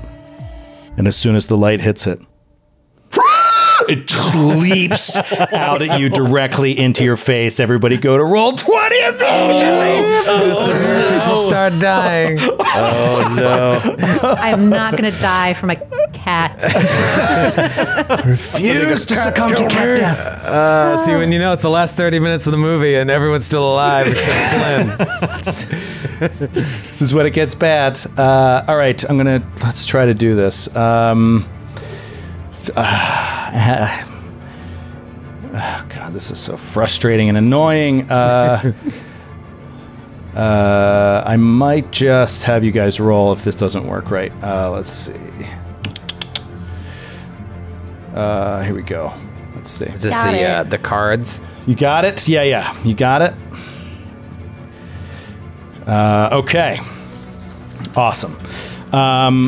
Let's see. So this thing screams and jumps out, but I'm still going to go in initiative here. So let's go with number 1. Who has number 1? Number 2. I got a 2. Okay, Carter, lightning quick reflexes as you hear this screech underneath the car. What do you do? I hear the screech, and I still have my attention turned on Belle's pocket, so I will delay my action. Okay, delay your action. At 3 is this thing. No. It acts. It jumps at. Oh my God! It jumps at John, grabbing you. Okay, let's see. This is a lot of dice. Okay. John! Who's gonna be the lone survivor if this is a happy ending? That is 1 success, John. So go ahead and roll Armor. Yeah, armor. You could also do dodge, right? We determined because you can pay it forward in the same round. Right. Yes. Because you haven't gone yet in this round. That's something we did a little wrong last week as well, but I think we tweaked that. So that's just agility, right? For me? Yes. All right. Or is that close combat? No, that's close combat. Sorry. Yeah, close combat. Okay. Agility is based on it, or is that strength? I can't remember. It's strength. Yeah, it's strength. Oh, okay, gotcha. So, yeah, there it is. All right, 1 success. Okay. All right, great. So this thing, it jumps out at you, and you manage to pull away from it using 1 of your actions before it's able to do anything. Who's got a 4? 5. 6. I'm 6. All right. Go ahead. Okay. So John knocks this thing down as it jumps at him, and he unleashes a full auto burst on it. Oh no! Well, first of all, you take a stress. Right. That's an additional stress. Okay. So let's see. This giant freaking weapon. That's a lot of dice. I'm rolling a lot of dice here. It's all of my dice, actually. It's like all the dice that I bought. All the dice I own. all the ones I Just own. imagine completely annihilating a cat creature. Ooh.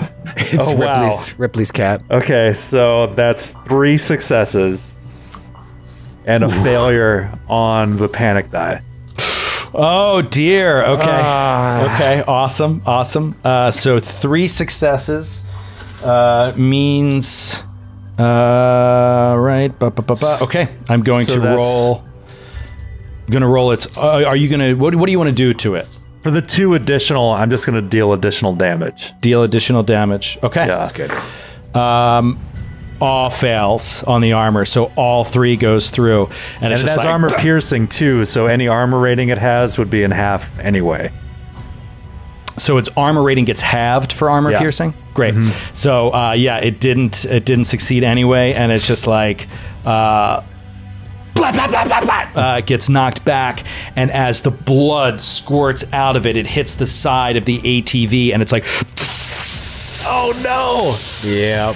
And starts melting the side of the ATV. Oh yeah. Oh no! Oh yeah. Are they Bambi bursters? Is that what they're called? Bambi something? Do a knowledge check. I don't have it. I don't have it. It doesn't exist.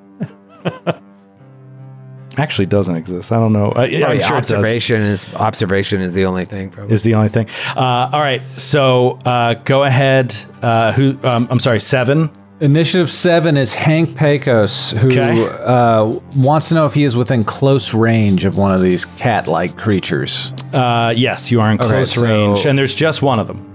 Kind of as a reaction, he, before he even knows it, just his finger pulls on the shotgun. Like he's not used to using one of these, and he just kind of frighteningly probably shoots a little close to John's feet or something as he does. Okay, 2 successes. 2 successes. Nice. The only but thing not that armor piercing, right? it is actually armor doubled with a shotgun. Yeah. Oh. So your armor is doubled.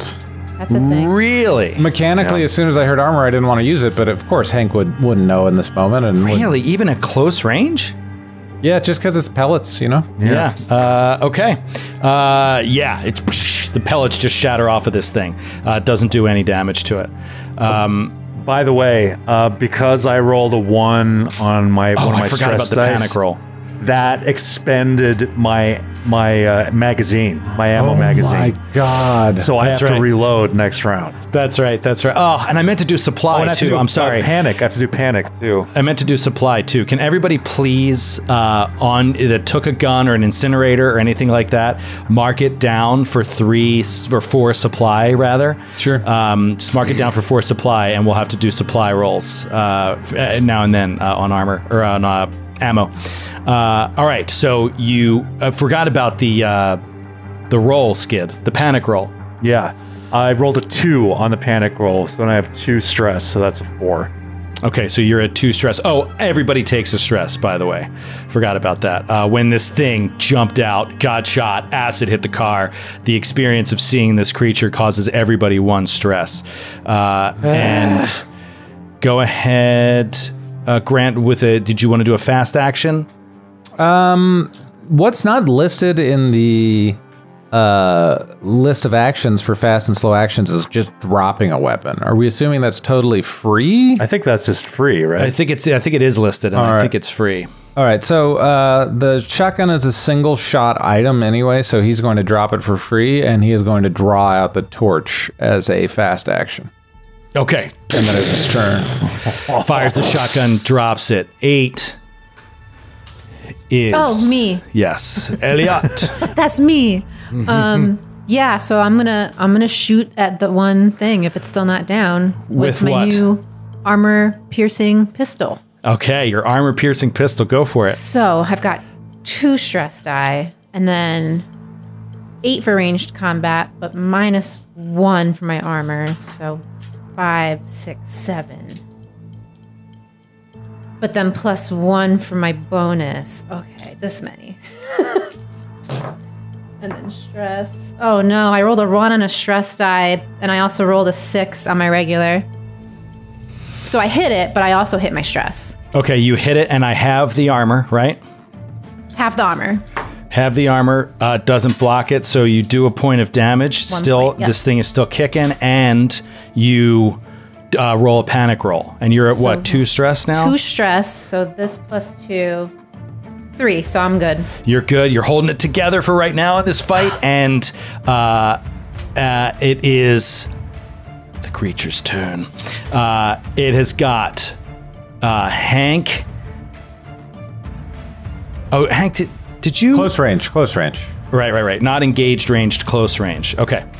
So let's see what it does. Perfect. Leaping attack. All right, so I'm going to roll for both of you. Both of you, Hank and John, are in close range. So I'm going to 1, 2, 3, Hank. It is a 6, so it is John, and it does a leaping attack. Oh, no. Okay. The die favor the burger, no matter what system. Okay. It rolls 2 successes. Go Okay. ahead and roll your 2 no successes on the armor. No. Okay. It jumps at you onto your chest, and you immediately fall to the ground as it's like, "Rah!" and it starts to go for your neck. Roll up. God damn it. Oh, sorry. Yeah. Roll a panic roll Oh no. and take 1 damage. 1 damage. Okay. Mm-hmm. Panic roll. 7. Gold. 7. Nervous twitch. Stress level of you and friendly PCs close to you goes up by 1. So everybody goes up 1 as you're on the ground, like freaking out with this thing. Oh my God. Did she go? Did Belle go? No, she did not go yet. God, 3 stress. Yeah, exactly, Skid. Trying to get my music back up and running here. Sorry about that. All right, here we go. Now, this is really bad because this attack, if it hits and does damage and it leaps on you and you fall down, it gets another immediate free attack. And I rolled 2 successes. Oh, what's your health, John? I'm at Oh, say again. Say again. Oh, your audio cut out. I'm at 3 right now. Okay. 3. Okay, so go ahead and roll Roll your defense again. Armor, Yep. no successes. Oh, John. It is ripping you apart. It's ripping you apart. and at 10, Carmen is up. So she has got her pulse rifle. This is dangerous, dude. It's right on top of you. But she's got this laser, this green laser for aim from the hip accuracy that is right on the creature. And she fires on it, hoping to not hit you. 2 successes. The creature, but these are not armor piercing. Does not block either. And that is enough to blast the creature off of you. Now, acid spills all over you. I forgot about that. Oh, no. So bad. So bad. I'm sorry. I'm just blanking on the acid splash. Give me 1 second. LSD acid, like John handed her earlier, right? It's not like bad acid. How ironic. How ironic. You're about to have a bad trip there, buddy. I feel like the thing with this system, we have so little health. Like by default, you don't have much wiggle room to like get a rule sort of wrong. Like you want to make sure you're getting it right. Right. Yeah, no, 100%. And I looked this up before, and it was already confusing. And then let's do it again. I'm like, Yeah, I was just looking at this too, and I can't remember.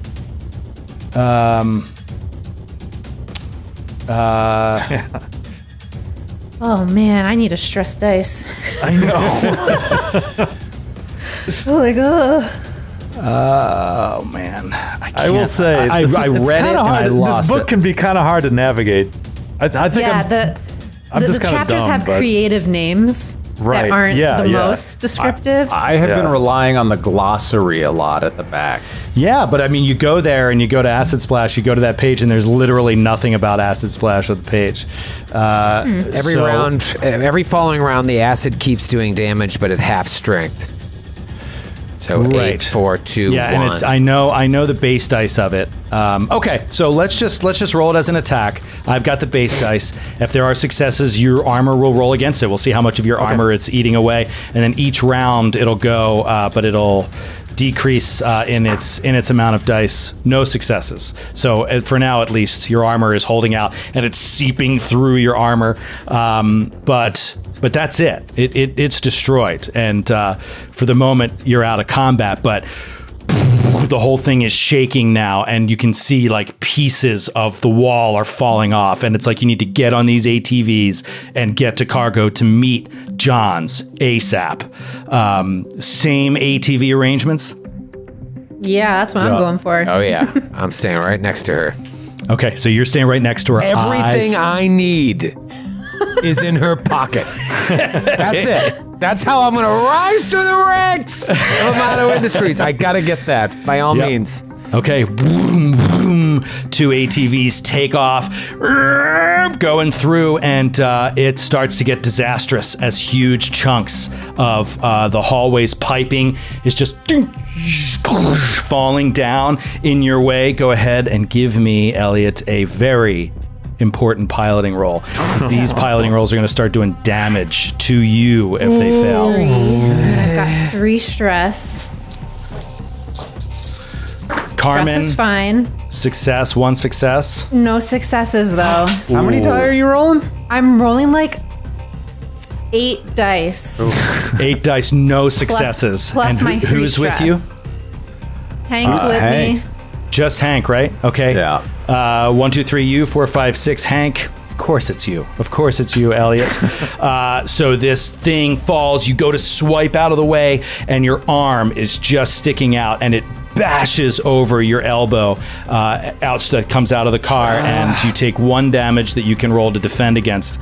Roll mobility or armor, whichever is higher. I'm gonna go for mobility. Come on. These stress And then I'm dice. Somebody's stress gonna dice. freak out eventually. 1 success, 1 stress. one on stress. A 1 on. So I have to roll Okay, so panic. you block the damage, but you know that your turn was off. Maybe you felt something weird in the alignment of the ATV. It didn't turn the way it was supposed to, and you're like, we're not going to make it. We're not going to make it. So go ahead and roll a panic roll.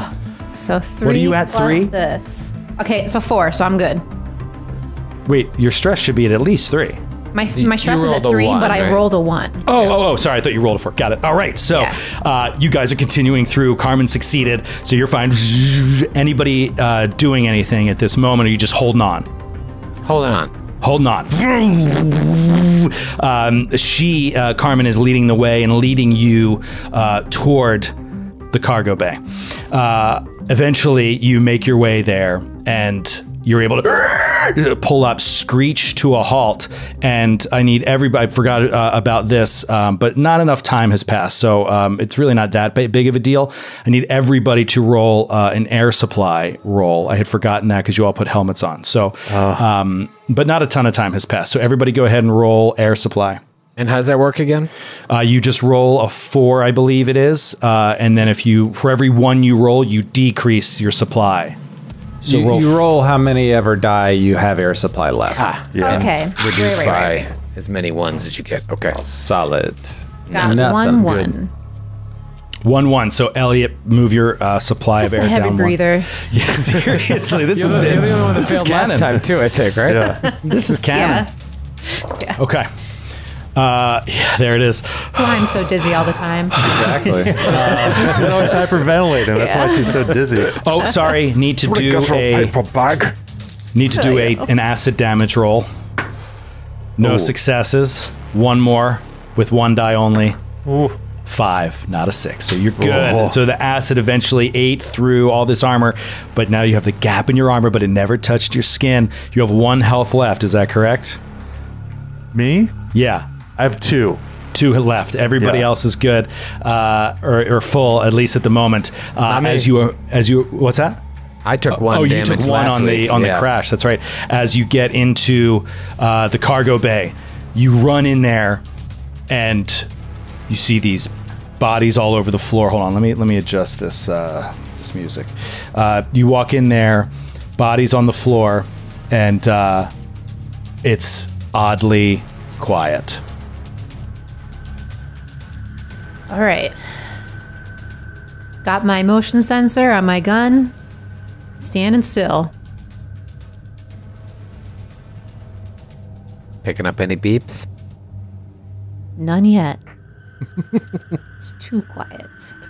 Little. You guys are scanning it around. No, quiet. no blips. No blips. No So blips. we're in the cargo room. We want to make it towards the cargo or a door. Towards the door, she says, so Carmen comes up, you hear her, like, again, all this is really over intercoms because you're all in pressure suits. So she's waving her gun around. She's like, which bay did he say he'd be in? And I point them towards whatever bay I opened up. Okay, great. I believe it's Bay 12, please. Perfect. Bay 12. You look down. Everybody roll observation rolls. Hey. Let's see. With all Actually, the you know what? stress. Don't do that because it's so weird. It's you shouldn't do it like perception because there's Yeah. stress die involved.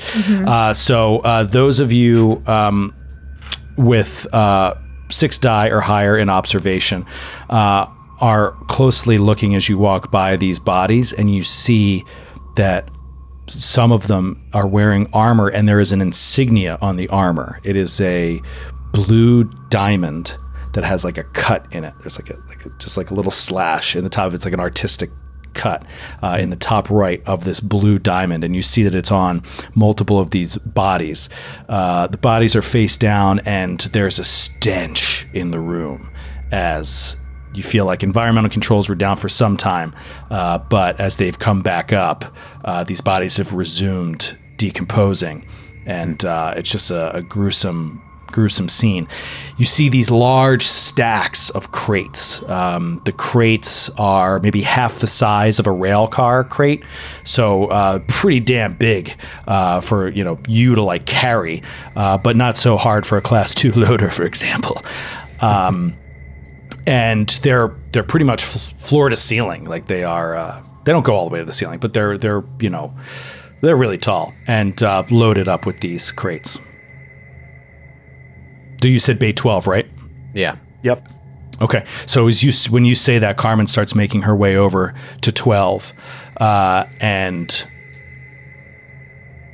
you guys walk up to the door, and it's just there. It's just the door. There's nothing happening. We would assume on the other side of the door it's open and John's is loading it up, right? So we can't just walk in there. Or are we protected with our compression suits? Well, you know what? Reach out to John's. Reach out to John's. John's, we're on the other side of the cargo door. Were you able to get everything? I think I got it. I think we're right. And he pulls, or you see, the doors open, and he's standing there in a pressure suit on the other side, and he's just, he has done the airlock seal on the other side, and the whole thing shakes again, but it's like aftershocks. You see, it's not as bad here, away from the center of the ship, but you can definitely feel it's working its way over, and he's like, "Let's go, everybody on." I'm on it. Yeah, we're running there. Terrified of what just happened. Jesus Christ. I have an 8 observation, so I look at that blue symbol. Do I recognize it as anything? You've never seen it before. John hasn't either. No.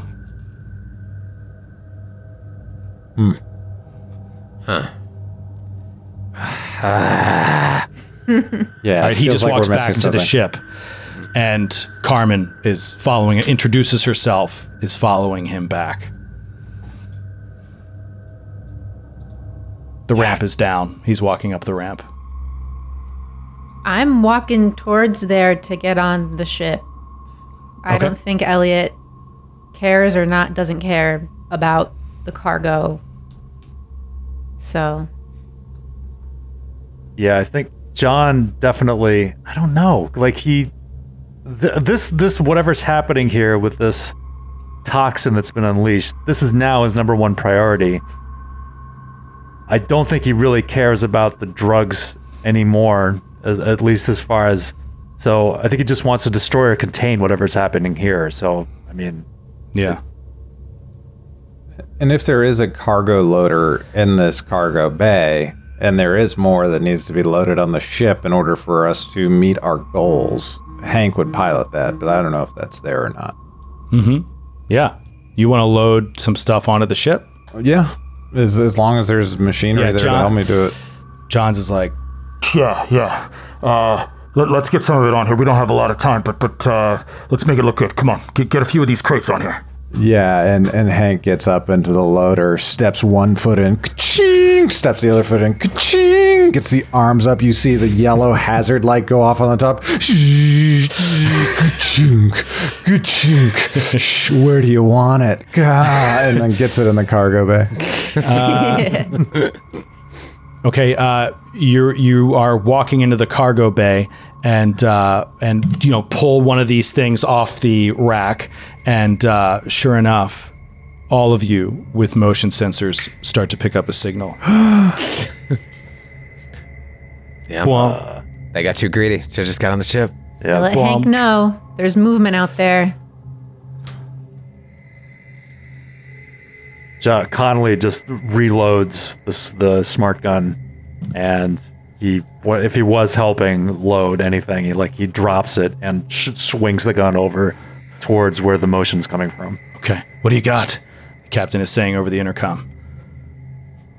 Movement. Hurry it up, Hank. We've got multiple signals coming from in front and behind. God, should have gotten one of those for this. Sounds amazing. So cool. Sounds amazing. I think Hank feels incredibly calm inside of the loader because it's what he's trained to be using. It's like, all right, just don't worry about it. Point me towards him if you see him. Puts in another crate inside of the ship and then slowly rotates around and an old 3-point turn to not double dribble in basketball. Anyway. Okay, so he loads one, goes to walk back in to load another one. You guys see that the movement is now pinging multiple signals in front and behind, as you said, Skid. No, not behind. All in front, but all from all over the cargo bay. And it's a huge space. And what is Elliot doing? I think that I'm like in where the airlock is, but we haven't gone in yet. I saw the pings, so I'm just kind of in there waiting, trying to keep cover him if I need to. Covering Hank. Covering Hank, yeah. Okay, and then what about? And Carmen will do the same. She starts backing toward the ship slowly, but she's pointing her gun into the cargo bay past where Hank is loading. And what about Carter? Carter's got his service pistol out, and he's just keeping an eye on everything as well while backing up. Sort of side by side with Carmen. Yeah. I'll let Hank know we have cover on him, but there's more dots than maybe we can point at all at once. Hank, you manage to get in there and get another crate. You turn it back toward the ship. You start walking. Everybody sees Hank walking toward the ship, and then creeping up from over the side of one of these octagonal towers, you see a much larger version of this thing that was underneath the ATV, and Hank has no idea. He's just like, I'm so happy to be loading stuff again, feel like myself again, this horrible place.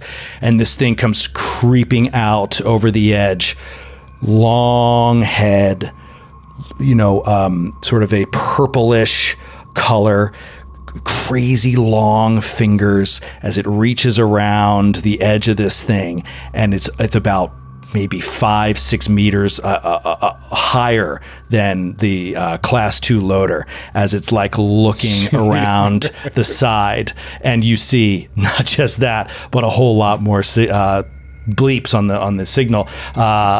Everybody, we're going to go into initiative. I'm going to deal out some cards. We're going to see what happens. I want to scream. No one can hear you. Yeah. Elliot's just like, Need my paper bag. oh man. Do you ever feel like a Come on, Naish. Sorry, let me get this again. God, what a pain in the ass. I am so bad at. I've never done this functionality in Roll20, and I wish I just took 8 hours to play test this before I did it. It's such a pain in the ass. Keeps telling me I've run out of cards. What do you mean I've run out of cards?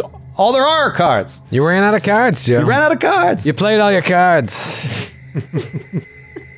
Joe's not really angry because he hasn't hit the table and dislodged his microphone yet. That's right.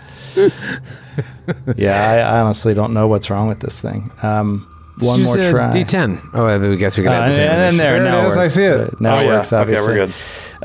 It's the same card as last time for me. Okay. Perfect. Not the same cards for me. All right. Does anybody have a 1?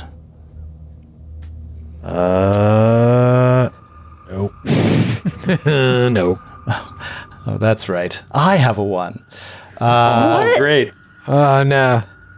Belle has a 1? Or Purple Xenomorph has a 1? Smile on your face right now after you having a 1. My God.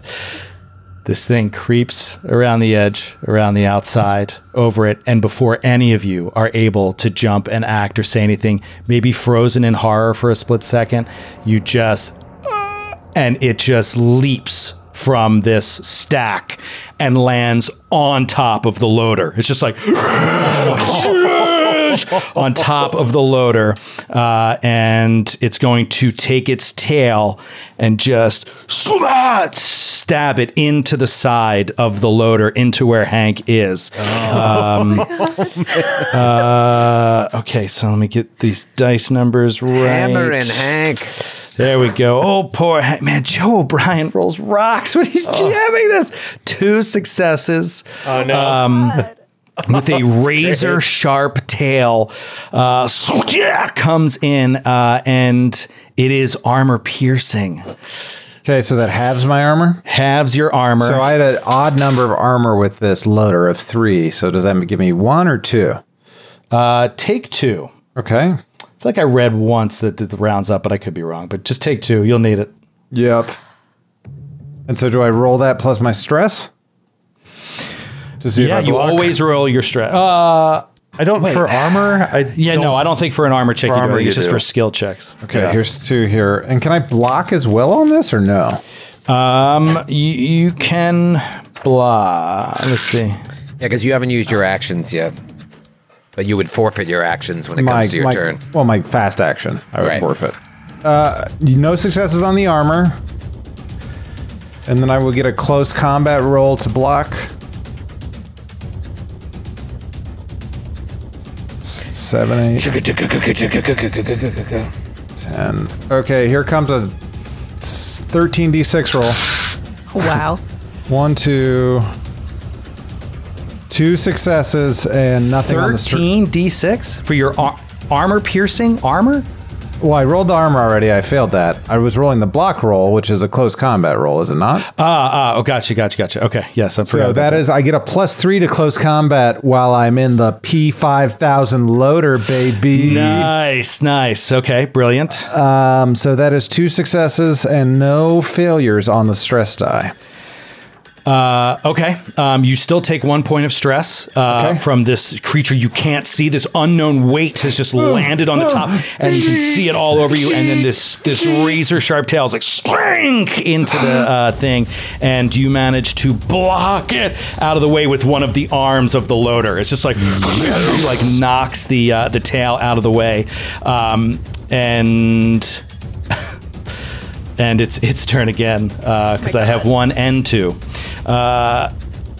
Sorry, Hank. Okay, so it misses, you block it, and it just makes this sound, and it opens up its mouth, and you see these almost human-like teeth, but that are like oddly sharp, not like those xenomorphs from Alien, just like a little more like human. Like there's like 50 of them. There's like 50 small teeth that are all super sharp, but like oddly human. It's very weird, and it opens up its mouth, and you must make an immediate panic roll. Sure. That is like the Deacon alien from Alien Covenant, the weird little one that comes out at the end. Anyway, here it comes. So I'm rolling all my stress die plus 1d6. Yeah, this thing is not as big as like a queen. It's just like an adult size. It's a larger than the cat one that you saw before. So this is a total of all my die together, correct? No, it's just 1d6 and add plus your current stress. Oh, and add my stress level. Okay, so 5. Perfect. Okay, so you hold it together. Hank is a tough cookie. Who's got a 3? Incredible. Anybody? 4? 5? Me. Elliot. Okay, I see this happen. Your buddy Hank. I mean, he's fighting it off, but it's getting tight in there. I'm ready to shoot, so I'm not going to plan on moving. I'm going to spend a fast action to aim, which gives me +2. Okay. And then I'm going to shoot. Okay. All right. That's a lot of dice. Yeah, so 2, 7, 8, 9, 10, 11, -1. So 10, and then 3 stress. Oh my god. Hold on. No. 1 success. Nothing on stress. Wow. And it's armor piercing. Armor piercing. Okay. It gets through. So Nice. you deal 1 point of damage, right? I'm also going to push to see if I can get another success. Okay. Great. So add a point of stress. Okay. All right. I already got 3 more 6s. 3 more 6s. Now roll my stress. Two 2 ones on the stress. Wow. Do multiple ones hurt you like multiple 6s can lead to a stunt? I don't think so. I can't remember. I don't think it just so. means I don't think one so you either. panic. I think it just triggers a panic roll. Yeah. So you added 1 to your stress, right? From pushing. Yes. So now I you're rolled 4 dice. So now you're at 4. So go ahead and roll a d6 and add 4. Let's see what I do. A 1. I'm All good. right. Wow. She is holding it Yes. together, and you did another 3 damage. Yes, that's what I want Which to is do. fantastic, except for the spray of acid that covers Hank. As it's just like as you shoot this thing that's on top of the There's- loader, there's because other you things you obviously can do. hate Hank. There's other things you can do though with your showing off. You can do stuff like one of your bullets knocks it prone, for example. Yeah, you can do that. And I feel like with one of them, I want to do that. Okay, so you want to do 2 more damage and knock it prone. Let me find where this is in. Oh I'm my not gosh, remembering I off don't the even know top where of to my go. head what all the options are, but I know knock prone is one of them. Pushing. Yeah, you can Ranged suppress. You can suppress your target. You can knock them prone. You can do additional damage. I don't even know where to look. You can knock him prone on ranged. It's under ranged combat roll. I'm pretty sure under skills. Oh, okay. Under skills. Ranged combat. All right. Yeah. Stunts. Pin, for every pin extra down one. your enemy. So I can inflict 1 more point of damage, pin them down, position myself for next time the target drops a weapon or they're pushed back. Push back. The opponent falls to the ground or is pushed back. Okay, so you want to do that. So I want to do, I'm sorry, Hank, I didn't realize it would be acidic. 2 more that's points of fine. damage, and I want it to like fall off of him and be pushed back. Okay, so yeah, you blah blah blah, and it squeals, and you knock it off of the loader, which is huge. Get off my You knock it off of the loader, and it is prone. But unfortunately, acid pours down on Hank, and that is 1 acid success. So go ahead and give me an armor roll. I can't remember what it is. I wish there was more. And is that There's armor more people piercing? playing this to just for on. What is it? Is it armor piercing the acid or just regular? I don't remember. I think it's just regular. 1 success. Okay, so you negate it anyway. I had read something about this, and now I don't remember. About what kind of damage acid is? No, it's just how you defend against it. Acid. I read the whole book last night and do not remember seeing acid. Yeah, I don't remember seeing it detailed. Acid. Very important. Acid rain. Acid splash. Acid splash. Oh, here it is. Okay, I found it on a forum. Armor protects you for the acid, but every 6 you roll to block acid drops your armor value by 1. Okay, so it uses yes. up. I like that. So I'm armor value 2 now. So yeah, so now you're down to armor Okay. value 2. So it did block the point, but okay. So just try to keep me honest when it's your turn again. I'm sorry, Yeah. when it's Elliot's turn again, you'll take acid damage or at the top of the round or whatever. Who's next? That was a 5. You had a 5, Elliot. I had a 5. Yes, yeah. Okay, so 6. Okay, Carmen. 7. Carmen is up, Oh, great. and Oh, Carmen is 6? Carmen is 6. Yeah, so she will. She is going to fast action, move back. Could she do that? Okay. Yeah. Either way, she's going to take a shot here, and wow, God, she is. I am so good at this game when I'm GMing. 3 successes, But it's going to get full armor on this, and 2 successes on the block. So 1 gets through, It's so cool, though, by the way. The acid splash goes to like everybody in engaged range of the creature, which is pretty cool.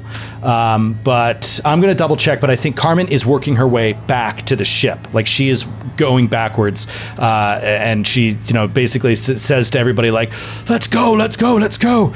And she's moving back toward the ship. 7. Hank. All right.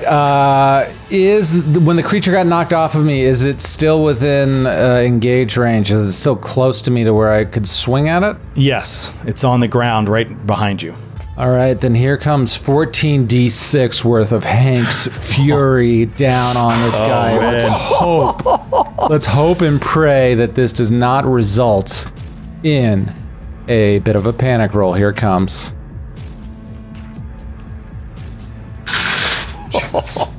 14d6. Do we ever see if there was a max? Well, I'm rolling 10. There definitely we talked about 10 being the max, and 10 is the number of regular die I'm rolling right now. So I think it's fine. Adding stress dice. Gotcha. Yep. So nothing on the stress dice and 2 successes on the regular die. Okay. And that is a base damage of 3 on a P5000 powered workloader. All right, I block one of them. So, so one success gets through, and that does 3 damage, right? And you see the loader arm rotate in midair, and the clamps come together into a point as it jabs into his torso, just straight down. Brutal. You see a burst of acid just comes flying out, I don't know if it hits you again, if it stacks on top of the acid you already have. I would think that the arm is like further out away from Hank. So it's a question if you want to take down the rig's armor or how it affects. It's like the armor versus Hank himself, which is a question. Yeah. So it's going to go ahead and, this thing I'm reading here says you add the damage taken to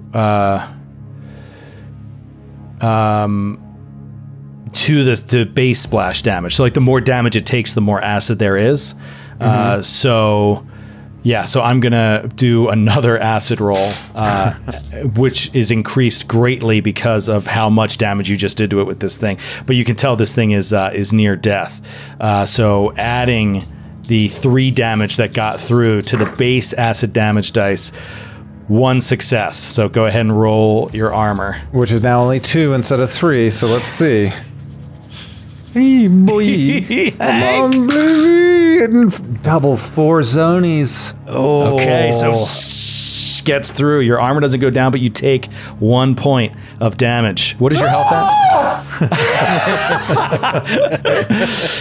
I imagine your health is still crazy high. 4 out of 5. Yeah, you're fine. You're fine. Okay, 8. That's me. All right, there he is. So it's possible this thing could go again from something you said at the beginning of the session. It could have multiple initiatives. It already did. It had 1 and 2. It had 1 and 2. Okay, so I will be like, Belle's got the right idea. Let's get back to the ship. And I'll take a step back, and we're all wearing pressure suits, right? Yeah. Every single one of us, including Belle. Is it like can it be punctured? If it got punctured, would we just like die? Well, no. You won't immediately die. What happens? Don't worry about it. I mean, you're not in a like vacuum right now. We're not in a vacuum because of the airlock. Yeah, you've got gravity. You've got air. What you're trying to avoid is inhaling contaminated air. Right. That's what you're trying to avoid. So you're worried that a puncture suit could infect you. Right. Okay. Also, I think with that suit, you take a -1 to agility-based checks. I'm not okay, Yep. and you were taking that into account. Sounds right. Okay. Boy, is there anything sharp laying around? Yeah, there's debris all over the place. The ship is falling apart. It's like shaking to pieces. All right, so this is what I want to do. I want to be like, let's fall back. Just like grab something sharp, and as I'm falling back, try to, I guess it would be a manipulate versus Belle's observation to slice a part of her suit open. Okay. It would probably be close combat. Well, I'm not trying to hurt her. I'm just really trying to just nick the suit. And I want to see if she sees me. And so it's like my stealth I understand, versus... but it's close combat, and she'll roll observation. To actually slice it, you have to actually slice it. Well, close combat it isn't as good. I only got 2 dice. But you know what? It's desperate. I'll try it. So I only have 2 dice, but I do have 3 stress dice. So... yeah, you got 3 stress. You're fine. Okay. 3 stress dice, 2 regular dice. Okay. I got 1 success and a 1 on a stress die. 1 success. Okay, so she, let's see, her observation. So I slice it. Does she see me? Or did she see me coming? She does. Oh, God. With exactly 1 success. If you rolled it and she didn't see, I wasn't going to have it happen, but she sees it and immediately is like, "What the fuck are you doing?" And you go ahead and roll a panic roll. Okay. Panic roll 5. 5. Adjusted. 5 adjusted, yeah. Okay, so you hold it together, not freaking out at all, and you slice this thing, and she immediately turns and like looks at the suit, raises her gun at you, and is looking at the suit like panicking that she's been exposed to this thing, and is like, "What the fuck are you doing?" And she starts backing away toward the ship with the gun pointed at you. And that's your turn. It is a 9er, and you guys have all gone, right? So that means 10. 3 little cat-like creatures. I'm 10. Oh, I'm sorry. Sorry. Go ahead. Love this system when you're not in person. I know. Playing It's with amazing. cards remotely is awesome. It's like, like online poker, but nothing works. John like heard like was it this over the comm chatter, and he's like, Carter, what's going on over there? and he's like swinging his focus like back and forth between the alien and what seems to be happening over with him. But He stabbed me! The motherfucker cut my suit! She's backing up, pointing at him. I gotta get on the ship, and he's a fucking traitor! He's a traitor! Okay, so with his fast action, he's gonna move back towards the ship to be closer to Carter to see what's going on here, and he's gonna take a shot at the alien. Just a single burst. Okay. 1 success. 1 success, but this thing does like 3 damage, doesn't it? On a Yes, success? yeah. But it's regular armor? It is armor piercing. Okay. Oh, it's armor piercing. Okay. No successes. So 3 damage is enough to kill it.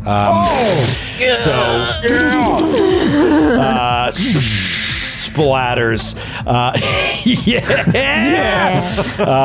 You finish it off. That is a slow action. Oh, man. And even more acid splashes on Hank as you finish this thing off. 1 success, Hank. Okay. Come on, armor. Come on, Hank. No successes. Yay!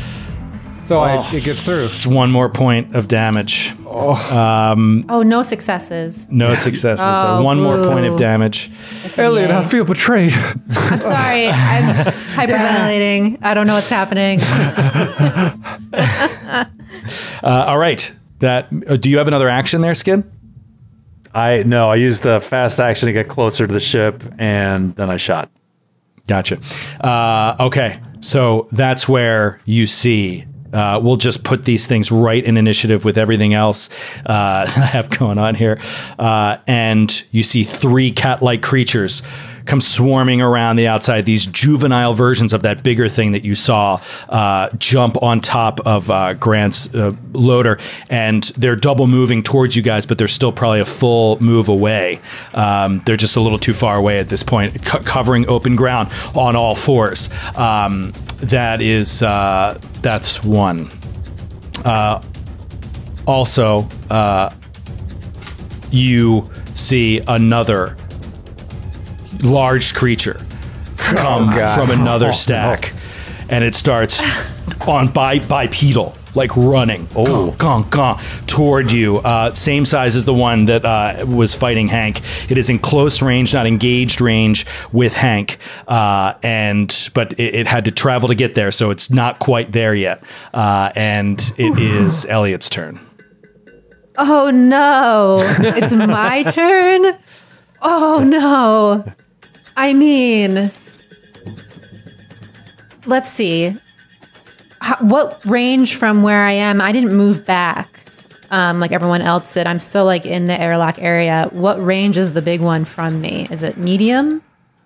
The big one is medium range from you, yes. Okay. It is close range to Hank, medium range to the rest of you. Actually, I don't think it matters because since I had to roll stress last round during my shooting, that means I emptied my thing and I have to reload this round. Right. So that's what I'm going to do. I'm going to reload, and that's a slow action. I mean, you're going to stand your ground? I'm going to start aiming. Okay, or so no, you're going to... I'm going to keep that open just in case one of those cats jumps in here so I can block. I'm going to keep the fast one open. Okay, standing your ground. Nice. Captain comes over. I forgot about his action, and he's like, "Get back on the ship! Get back on the fucking ship!" And he starts dropping back. And Carmen is pointed right at you. Her suit got cut. She is going to shoot at Carter. So she straight up takes this pulse rifle and tries to shoot you. And I guess this is going, she'll take a minus because it's such close range. So she'll take a -3. And I'll try to block, I guess.